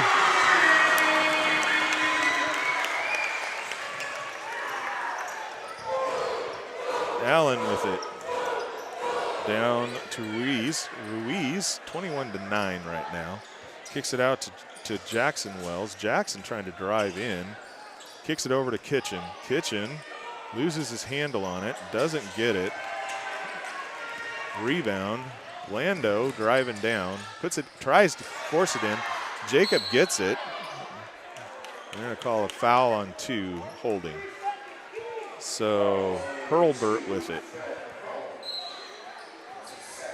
So Hurlbert will come out and Cooper Wells will go in.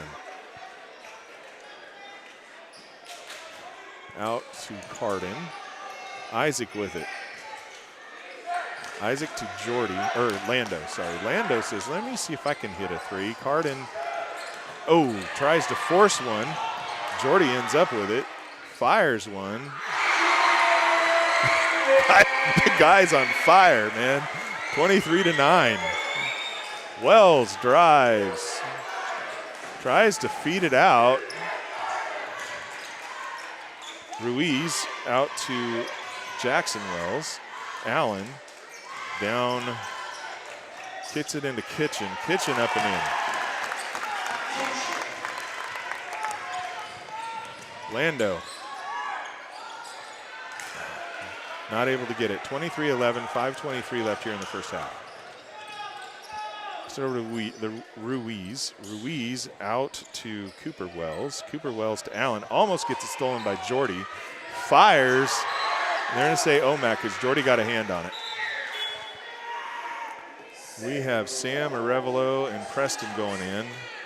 Jacob and Isaac coming out. Timeout. Bears call a timeout. Want to talk about what they want to see here on this inbound play. 23-11 currently. So far, Cardin's had a fairly quiet night. 5 points for him so far. Jordy's on fire with 14 so far here in the first half. Kitchen for Omak has 6. Allen with 2. And Ruiz with 3.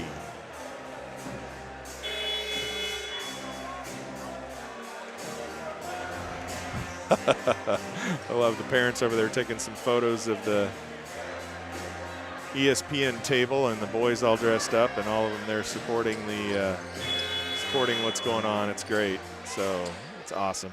Appreciate all the. I love to see the Lady Bears over there, really there to support the team. They're trying to feed it into Kitchen. Kitchen's going to try and force his way around here and get himself up and around, which he does. They're going to have to put some help there.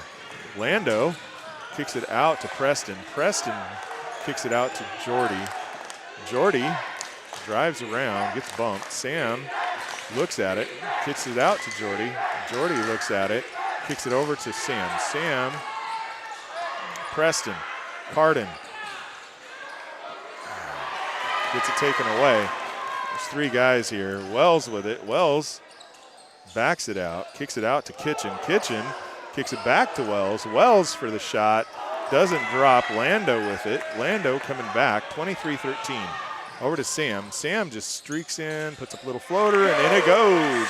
25-13. 4:19 left. Sam steals that one, lays it up and in. So Jackson Wells kicks it to Allen. Allen drives, kicks it out to 30, who doesn't get it to drop. Preston with it. Over to Lando. Lando just streaking through. Puts it up and in. 29-13.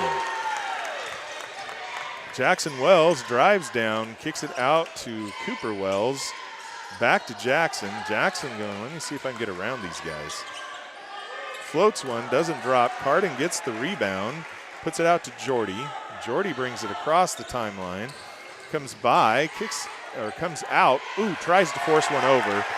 Tipped by Wells ends up with it. Allen with it, gets it stolen away. Oh, he happened to have his foot on the line. That was good. All right. Bronson coming in. Jordy stepping out. Omak will have an inbound play, bringing in a bunch of new players. We've seen them before, but Omak subbed in a bunch. Feeds it, nobody there, doesn't drop. Preston gets the rebound, puts it up to Bronson. Bronson looks at it, kicks it out to Sam. Sam drives through everybody. Oh, tries to feed it Card, and it just happens to go through his hands. A little too hot. 29-13, 3:11 here in the first half. Puts it up to Allen. Allen looking, kicks it out to Kate. Kate puts it out to Cooper Wells. Cooper Wells seeing if he can get around Preston. Over to Bernstein. Bernstein to John Jr. John Jr., I'm not sure what happened there. Be underneath. 11. So Sam has a block called on him, so that'll be his first team foul. 2:51 remain. Ruiz coming in for Allen. Switching things up.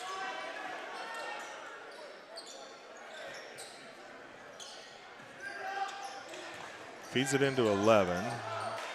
Lando gets a hand on it, and that'll be bare ball now. Inbound to Lando. Lando dribbles around, kicks it out to Cardin. Cardin gets it tipped away, and Omak with the ball. Kate with it. Kate coming down.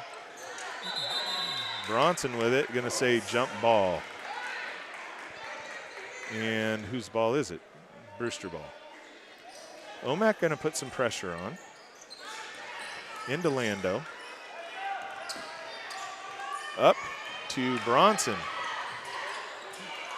Cardin with it. Doesn't drop. Kate comes down with it.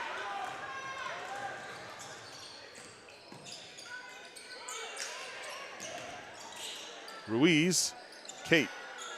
Doesn't drop. Carden with it. Out to Bronson. Bronson to Sam. Sam back to Bronson. Bronson to Lando. Lando out to Sam. Back to Bronson. Ooh. Preston tries to put it into Carden. Doesn't get it. Gets tipped away by Kate. Cooper Wells with it. Over to John Jr. John Jr. trying to drive around Bronson. Doesn't happen. Up to Carden. Carden, nice little up and in. 31-13, 134. Inbounds to Bernston. Bernston over to John Jr. Back out to Ruiz. Ruiz driving. Doesn't drop. Lando gets the rebound. Drives through, puts it up to Carden. Carden out to Bronson. Bronson for a three. Oh, Preston with it. Preston up and in. 107, 33-13. Cooper Wells with it. Gonna get around Sam. Got John Jr. with it. Bernston with it. Let's say he walked with it.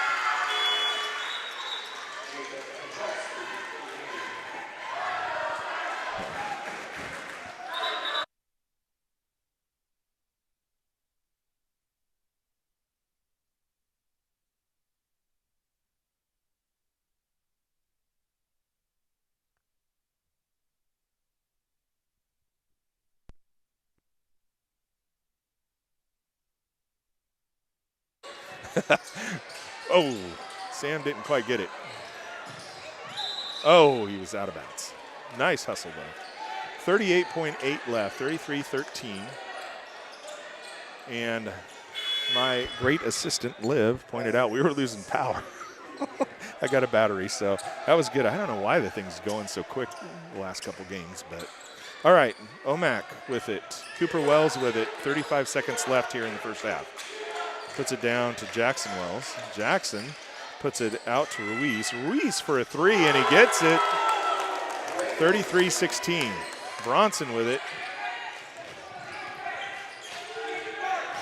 19 seconds.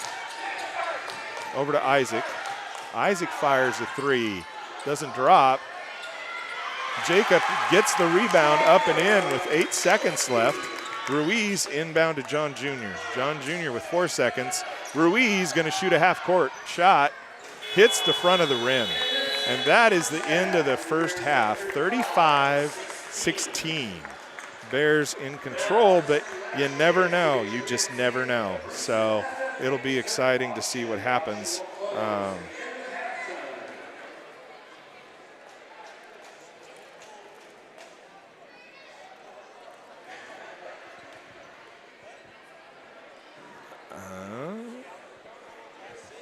I'm going to put you on hold a second, folks.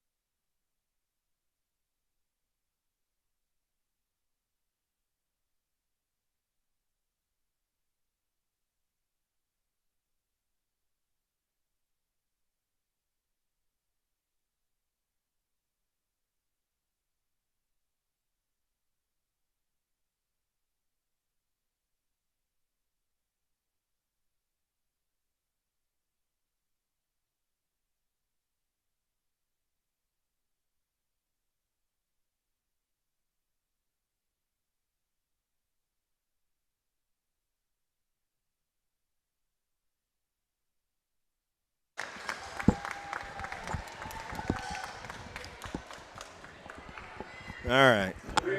Seniors, Love that. Let's give them a nice standing ovation.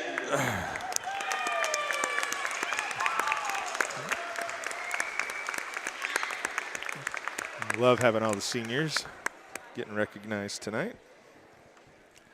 We got 8.5 minutes here in the half. Oh. Well, it is exciting to see as we're getting here towards the end of the season how everything's going to work and how the teams are going to do. The ladies are doing great, and like I said, even though the thing about it is there's the potential that if you lose to Okanagan on Tuesday, the girls end up second in league because of the tiebreaker. So, you can do great all season, but it really does come down to the last couple games of regular season, and that's what we've got going on right now with both the boys and the girls. Girls, both teams need to win on Tuesday. If both teams win on Tuesday, it gets really it's awesome. It gets really interesting. Now, the girls, they win on Tuesday. They're number one. They got a bye. They'll play the number 4 versus 5 winner. They're going to districts. Actually, girls are going to go to districts regardless because they'll be number 1 or 2, but if they come in as number 1, it gives them a better opportunity to win the league championship, which they just need to keep winning. That's the thing. You keep winning and you keep going. So they win on Tuesday. Then they win their first league game to make sure that they're in the championship. Win the championship, and you're going to state. So that gives them a really good opportunity to do really well and seal the deal there. Boys, like we talked about, I did look at it, and there's so many variables on the boys' side, so many variables. But one of those variables is Liberty Bell beats Tenasket, and we beat Okanagan. If that happens and everything else falls into place, our boys would then be in a 3-way tie with Tenasket and Bridgeport at 3-3. Whoever has the higher draw will be the number 3 in league. So they end up number 3 in league, potentially, and that means they will host the first district game, the first league playoff game will be hosted by Brewster. And they will play the number 6 team, which will be Lake Roosevelt. So we'd host Lake Roosevelt here. Winner of that goes on to the league playoffs and punches their opportunity to play in districts and have a shot at state. Lose to Okanagan and we'll end up in 6th place, and you would, end up playing Tenasket or Liberty Bell at their home gym. Win that, and then you go on. Lose that one, and your season comes to a close. So it's going to be interesting, and it's going to be fun to see as these final games are played, how everything ends up. I'm sure both coaches had some advice and words and things they want to see for their teams at halftime. Bears with a 35-16 lead here at half. So exciting to see how the Bears boys are playing here tonight.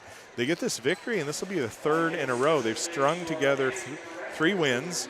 That Davenport win in Davenport was huge. I mean, that was a big win and showed what they're capable of.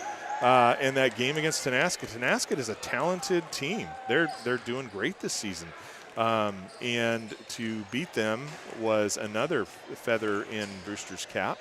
And, you get to league playoffs and you just don't know what's going to happen. Even if we end up number 6 and we got to go someplace, the Bears are quite capable of beating anybody on a given night. And that game is critical, and I think there's a good possibility the Bears are going to want to win that one. So, well, of course they want to win that one. They want to go on.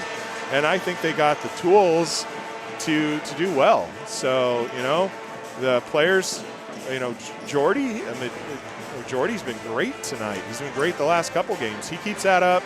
You get a couple other guys hitting and having confidence. Isaac starts hitting, Lando starts hitting, Bronson hits. I mean, these guys get where they're comfortable and they're confident in their shots. There's no team they couldn't beat. So, it's going to be interesting to see here as we finish out the season. But appreciate Liv here to help, and doing a great job on the camera, and looking forward to working with her and having some fun and recognizing these student athletes out in front of us. And like I said, I don't really Omak, great student athletes. They're in the 1A Caribou Trail, and playing their hearts out, and that's what matters. So But the Bears want to get another victory here tonight and be on a 3-game winning streak as they head to Okanagan for our final game of regular season, and the game that'll kind of determine where everybody ends up in league. I think Okanagan, even if Okanagan lost to us, they still are first in league, I'm pretty sure. I'm pretty sure that Okanagan would end up first in league even if they lose to us. So I think that's the one team that's kind of sewed up their league standing. I'll have to check that. I'll post up about it. But I think Okanagan's done an exceptional job this season, and I think they have sewed up first place regardless of Tuesday's outcome.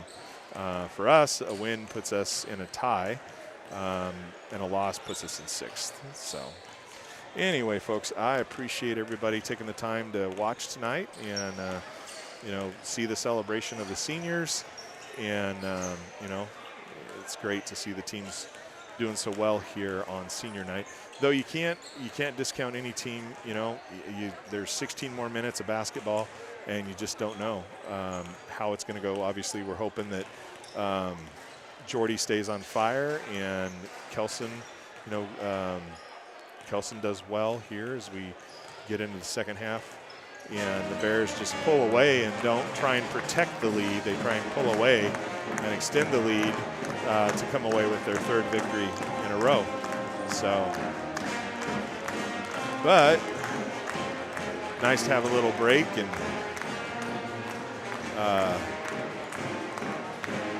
stand up for a little bit here.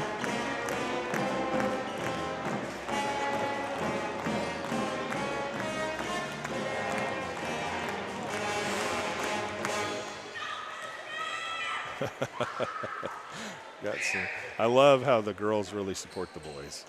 They come out in force, and some of them are cheerleaders. So it's great. Or were cheerleaders. They know all the cheers anyway, so it's great to see that and see them over there really rooting on the team. Love the fact that Addie said right out front, man, we got this, girl. Go to LSU to her older sister.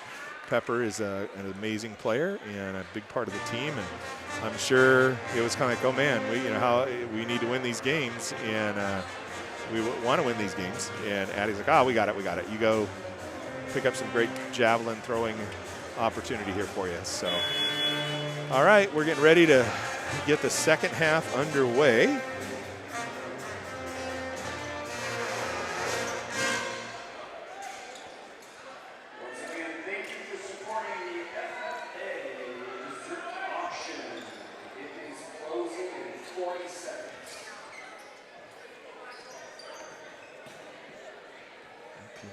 All right. So, as we get underway, Omak will start with the ball here to start the second half. Jackson Wells puts it into Aguilar. Aguilar brings it down, puts it out to Wells, over to Allen. Allen feeds it into Kitchen. 3 seconds in the key on Kitchen.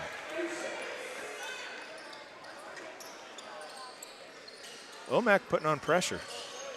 Into Lando, back to Carden. Carden all the way down to Sam.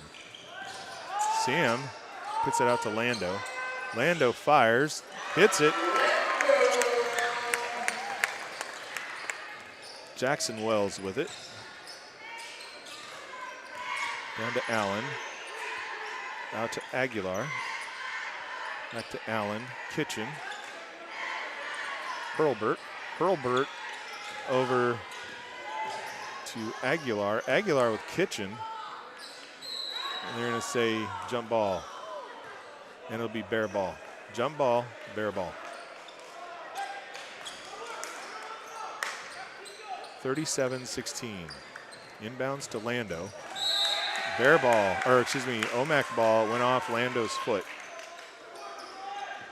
Allen put on the pressure, and Lando went to dribble it, and it came off his foot. So Aguilar out to Allen. Back to Aguilar. Down to Hurlburt. Hurlburt seeing if he can get it to somebody here. gives it to Jackson Wells. Jackson gives it to Allen. Allen loses a handle for a second. Drives around, gives it back to Jackson. Jackson to Hurlburt. Hurlburt puts it out to Jackson Wells. Jackson driving, doesn't drop, but he's going to go shoot 2. That'll be on Lando. That'll be his second. First team foul of the second half. Gets to shoot 2. Wells getting ready for the first one. Puts it up, puts it in.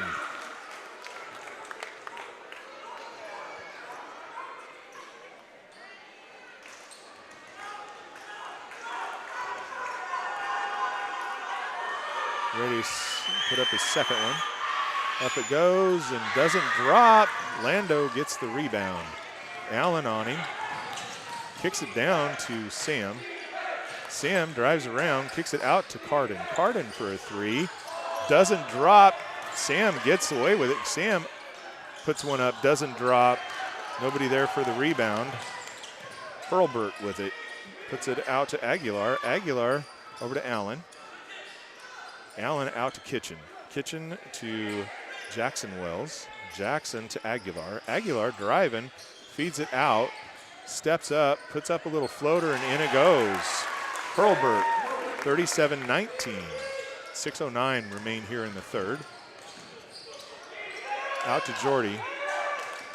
Jordy backs it out. 19 on the shot clock. Over to Carden. Over to Lando. Lando feeds Carden. Carden gets it put away, but Lando and up and in. Omak making a run at him. 37-29 or 21. Up to Jordy. Through Jordy's hands, out of bounds. Omak ball. This continues much longer. I'm sure Coach Taylor's going to call a timeout. Okay, Jackson Wells inbounds to Aguilar. Aguilar to Allen. Kitchen. Hurlburt. Looking to hit Aguilar or Kitchen, one of the two. Gets Aguilar. Aguilar driving. Ends up taking it away. And Jacob tries to cut between 2 defenders, and it doesn't work. So he ends up losing the ball, but they're going to say it's a Brewster ball underneath. So Bears call in the play. 5:20 left here in the third. 37-21. Inbound to Carden. Over to Jacob, who loses a handle on it. Yep. Kitchen with it. 37-23. Coach Taylor has some. All right. Lando Gevers with a 3. 40-27. Or excuse me, 40-23. Aguilar with it. Driving. Hits him. Nothing called on that. Jordy with it. Carden with it. Oop. Say it is Bear ball. Carden almost had that one away. Jackson Wells did a good job of coming in on that. Max going in for older brother Jacob. Carden coming out. Jordy coming out. Bronson, Preston, and Max Pachowski in. Bears lining up for the play. 4:44 remain. Preston with it. Over to Jordy, or excuse me, Lando. Lando doesn't drop. Max with the rebound and the bucket. Great job, Max. Max going to the line, seeing if he can make a 3-point play.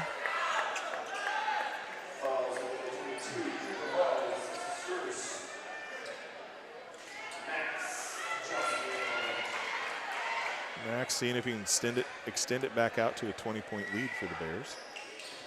Doesn't, but great job with that rebound and putback. Jackson Wells down to Hurlburt. Tries a 3, doesn't drop. Aguilar with it, up and in. Okay, Lando with it, 42-25. Over to Bronson, Preston, Lando. Yep. Hands on him, 13. That will be the second foul on Omak, third foul on Aguilar. Bears to have an inbound play. Don't look like they know what they're talking about here. Gonna have to get it in. 5 seconds. Omak ball.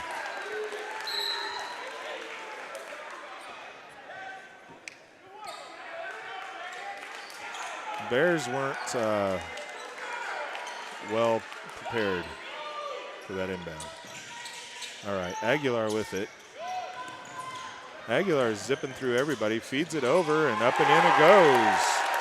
Ruiz with that one, 42-27. Omak making a run at him. Sam doesn't get to drop. Feeds it out. Up to Wells. Wells to Allen. Yep, that was Allen. Allen doesn't get it to drop. Sam with it. 3:38 here in the third. Up to Max. Max to Preston. Preston goes around, kicks it. I'm not sure where Preston was throwing that ball. Another turnover for Brewster. 42-27, 15-point lead. Inbounds to Allen. Allen back to Aguilar.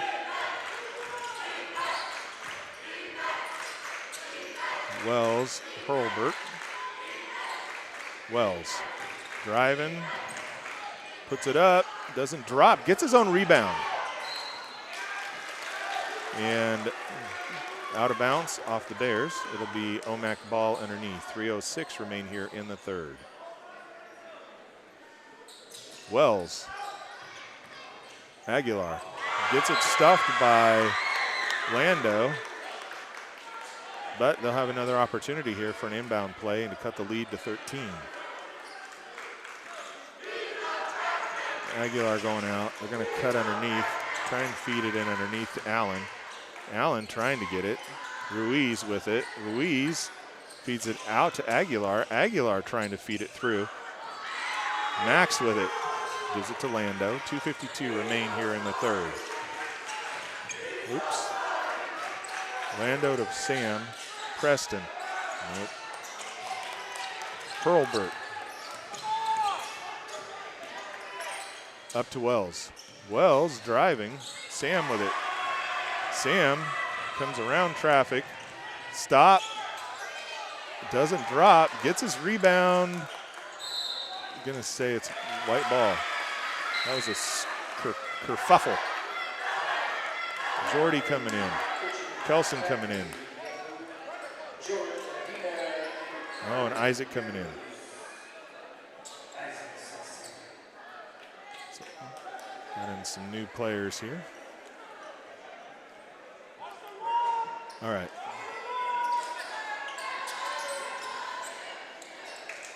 Max with it. Bronson with it. Jordy with it. Jordy floater. 44-27. Wells with it. Hurlbert. And they're going to say he's riding him. So it'll be the second team foul. It'll be on first one on Bronson. 2:03 remain here in the third.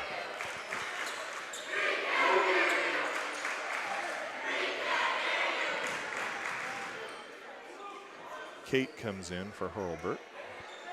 Aguilar to inbound. Inbounds to Kitchen.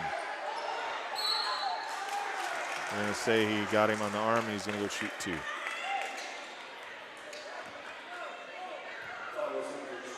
So call that on Cardin. That's his first. 3 team fouls for Brewster, 2 for Omak. 2 minutes and 1 second remain here in the third. Kitchen at the line. 17-point play, or 17-point lead for the Bears.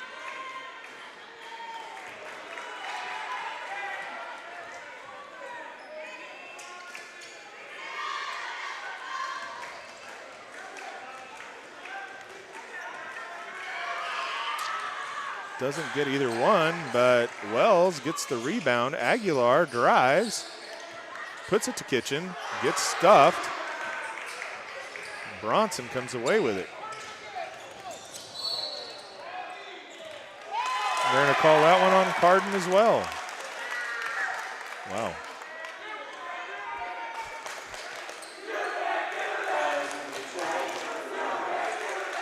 So 2 quick ones on Carden. 4 total on Brewster with 1:47 remaining. Kate gives it to Aguilar. Aguilar gives it back to Kate. Kate puts it down to Kitchen. Kitchen out to Aguilar. Aguilar fires, doesn't drop. Kitchen tags it over Ruiz, out to Wells. Wells fires, doesn't drop. Max Pachowski with the rebound, back out to Bronson. Up to Isaac, back to Bronson. Bronson driving.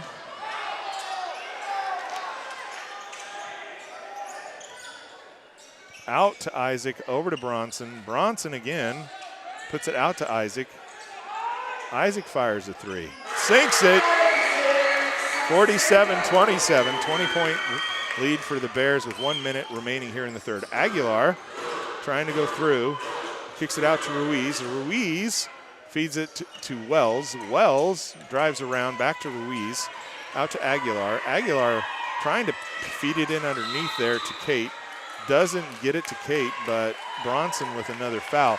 He'll be going to the line. That'll be 5 fouls on Brewster, 2 on Bronson now. So he'll be at the line to shoot 2 with 45 seconds remaining here in the third.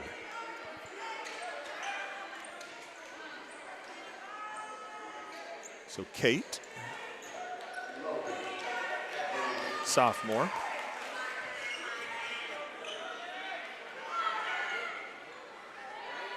Doesn't drop for him.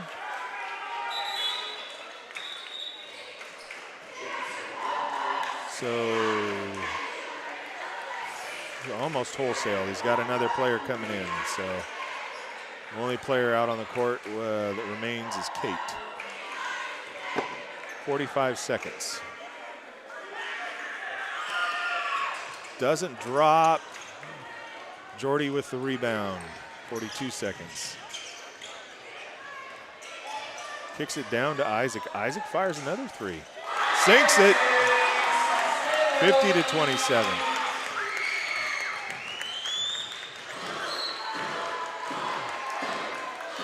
John Jr. has it come off him, and Bear ball now with 27.1. 27.1 inbounds to Bronson. Bronson driving to Jordy. Down to Bronson. Bronson puts one up and in. 52-27, 8-7, 6. Gonna have to put up a shot. Shoots, doesn't drop. So 52-27, 8 minutes remain. They got, they're looking good over there. They're looking good over there. Looks like they have lightsabers. What more could you want? We need our lightsabers. We need to have some lightsabers. All right, 8 minutes, 52-27. Jordy was 16. Isaac now was 6, 2 threes in a row. Carden was 7. 52-27. Here on senior night.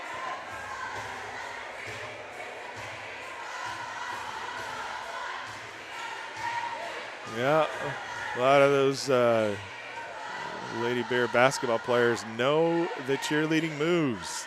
Love it.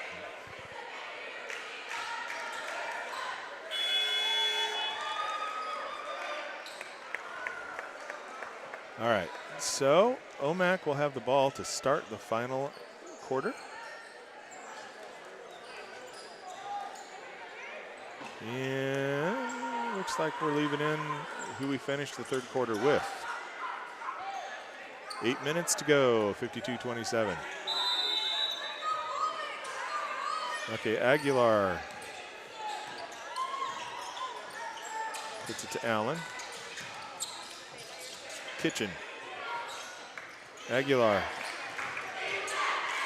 Aguilar floats one. Carden comes away with it. So 42, Kitchen will have another foul called.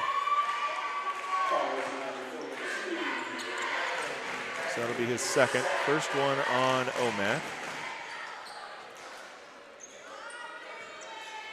All right, inbounds to Bronson. 7:40 remain. Over to Isaac. Over. They blocked Carden really well, so he wasn't able to get to that leading pass. Aguilar trying to turn out to Allen. Wells. Ruiz. Aguilar. Allen with it. Wells tries to put it into Kitchen. Doesn't happen. Isaac with it.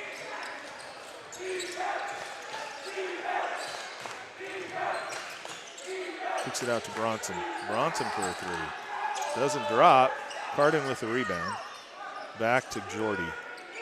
Jordy kicks it out to Isaac. Isaac drives around, puts it up to Carden. Carden tries to put it up. Doesn't get it. Blocked out of there.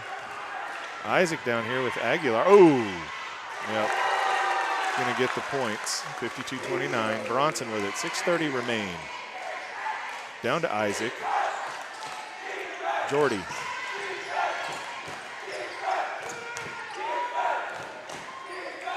Jordy out to Bronson. Bronson to Max. Max to Jordy. Jordy for a three. Man. 19 points on the night. 55-29. Aguilar. Wells. Driving, kicking it around. Ruiz kicks it out to Allen. Allen to Kitchen. Kitchen with a little shot, and he gets it. Followed a shot, too. That was good. 55-31. 32nd. Omak wants a timeout. 55-31. 5:48 remain.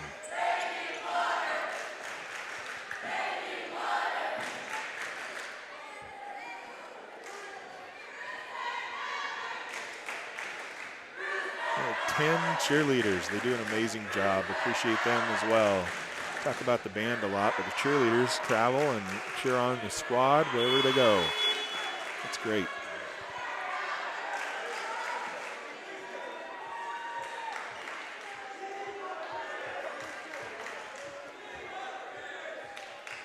All right. Jacob and Preston out on the floor.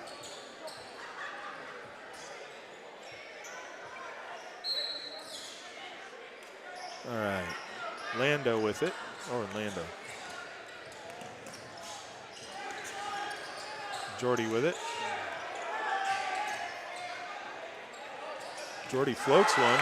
Gets it. Wow. Yep. Allen with it. Aguilar. Allen. Aguilar. Oop, Jacob almost comes away with that one. Over to Ruiz. Ruiz for a three. Kitchen ends up with it out of bounds. Bare ball. 5:15 remain. 57-31. Preston to inbound. So Hurlburt going in for Allen. Lando with it. 5:13 remain. Out to Jordy. Jordy fires another three. That one doesn't hit. Preston had it. And they're going to say it's Omak ball.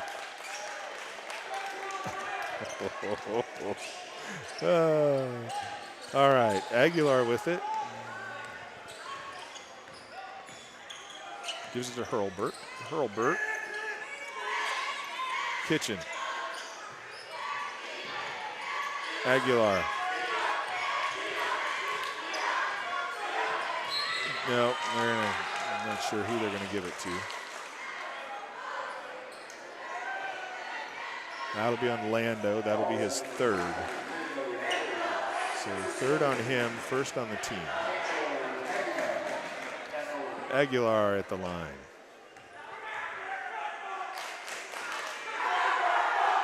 Doesn't get that one.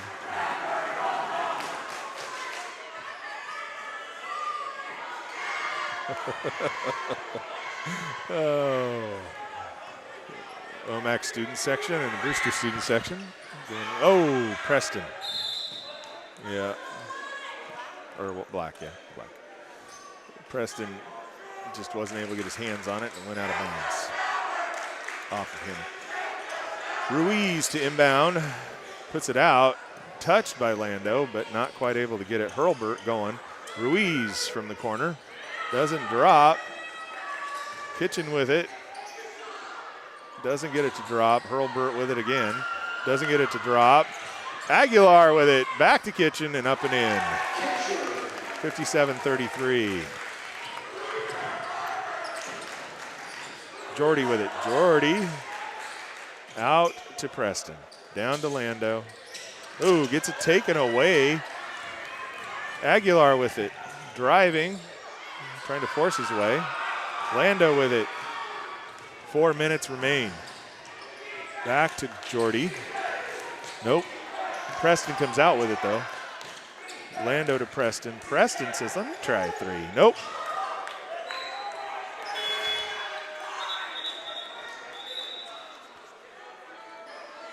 Kate and Wells coming back in.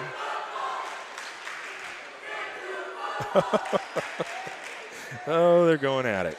How fun. All right. Hurlburt with it. Kicks it into Wells. Wells drives around, tries to feed it out, gives it out to Kate. Kate puts it over to Ruiz. Ruiz to Wells. Wells tries to force it in underneath, doesn't get it in underneath, and they're going to call something. Oh, they're going to say he called the time. Yeah. They got a timeout, so it'll be Omak ball underneath with 3:24 remaining, 57-33.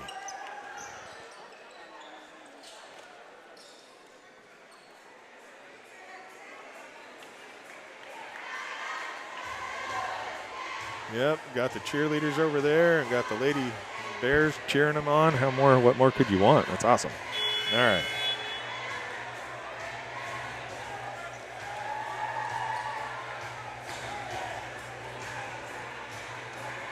The band takes off at halftime, so we got some recorded music playing instead. It'll be Omak ball here with 3:25 remaining. Bears with a commanding 57-33 lead, but 3 minutes is a lot of time. Things can go sideways in a hurry. All right, Kate to inbound. Kate inbounds to Aguilar, trying to feed Kate. Fires, doesn't drop. Jacob with it, gives it to Preston. Preston drives down. Tried, yep, they saw that one coming. Okay, Jordy with it. Jordy cuts through two defenders. Kicks it out to Isaac. Isaac fires. Oh, three doesn't fall. Preston not quite able to get to it. 2:49 remain. Over to Hurlburt. Kate. Aguilar. Wells. Wells trying to feed it in underneath to Kate. Kate trying to find a way to go up. Doesn't go for him. Preston with it. Over to, back to Preston. Jordy. Jordy floats one, doesn't drop. Rebound out of there by Ruiz. Ruiz to Wells. Wells up to Kate. Kate kicks it up to Wells. Jordy puts it up and in. Wells into Kate. 59-33. Hurlburt over to Ruiz. Ruiz putting one up. I'm going to say it hit this upright, so it'll be bare ball with 1:54. With 1:54 left, we're seeing in comes Chris Talavera. And Who else we got out there? So we got Chris, we got Isaac. All right, so inbounds.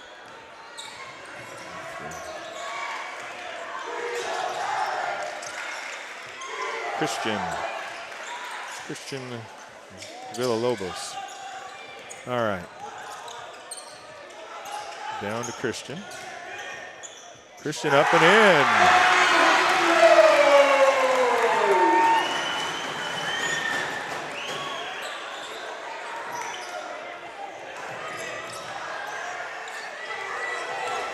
Oh, maybe it's Alejandro Valdivinos. All right. Puts it out to Hurlbert. Hurlbert loses it to Jacob. Jacob drives. Puts it up and in.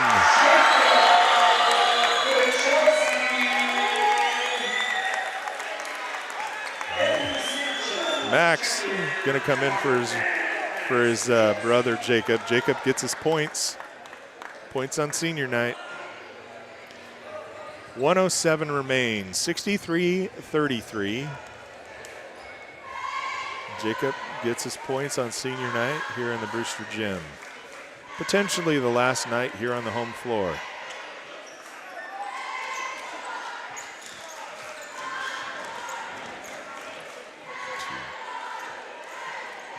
Oh, so Anthony Sanchez out there. So we got Anthony Sanchez, Max Pachowski, Chris Talavera.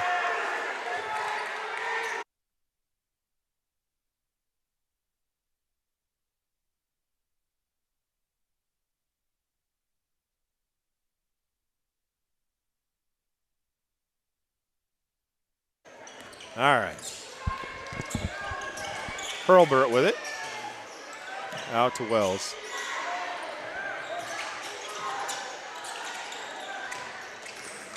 Oh, Max gets it away.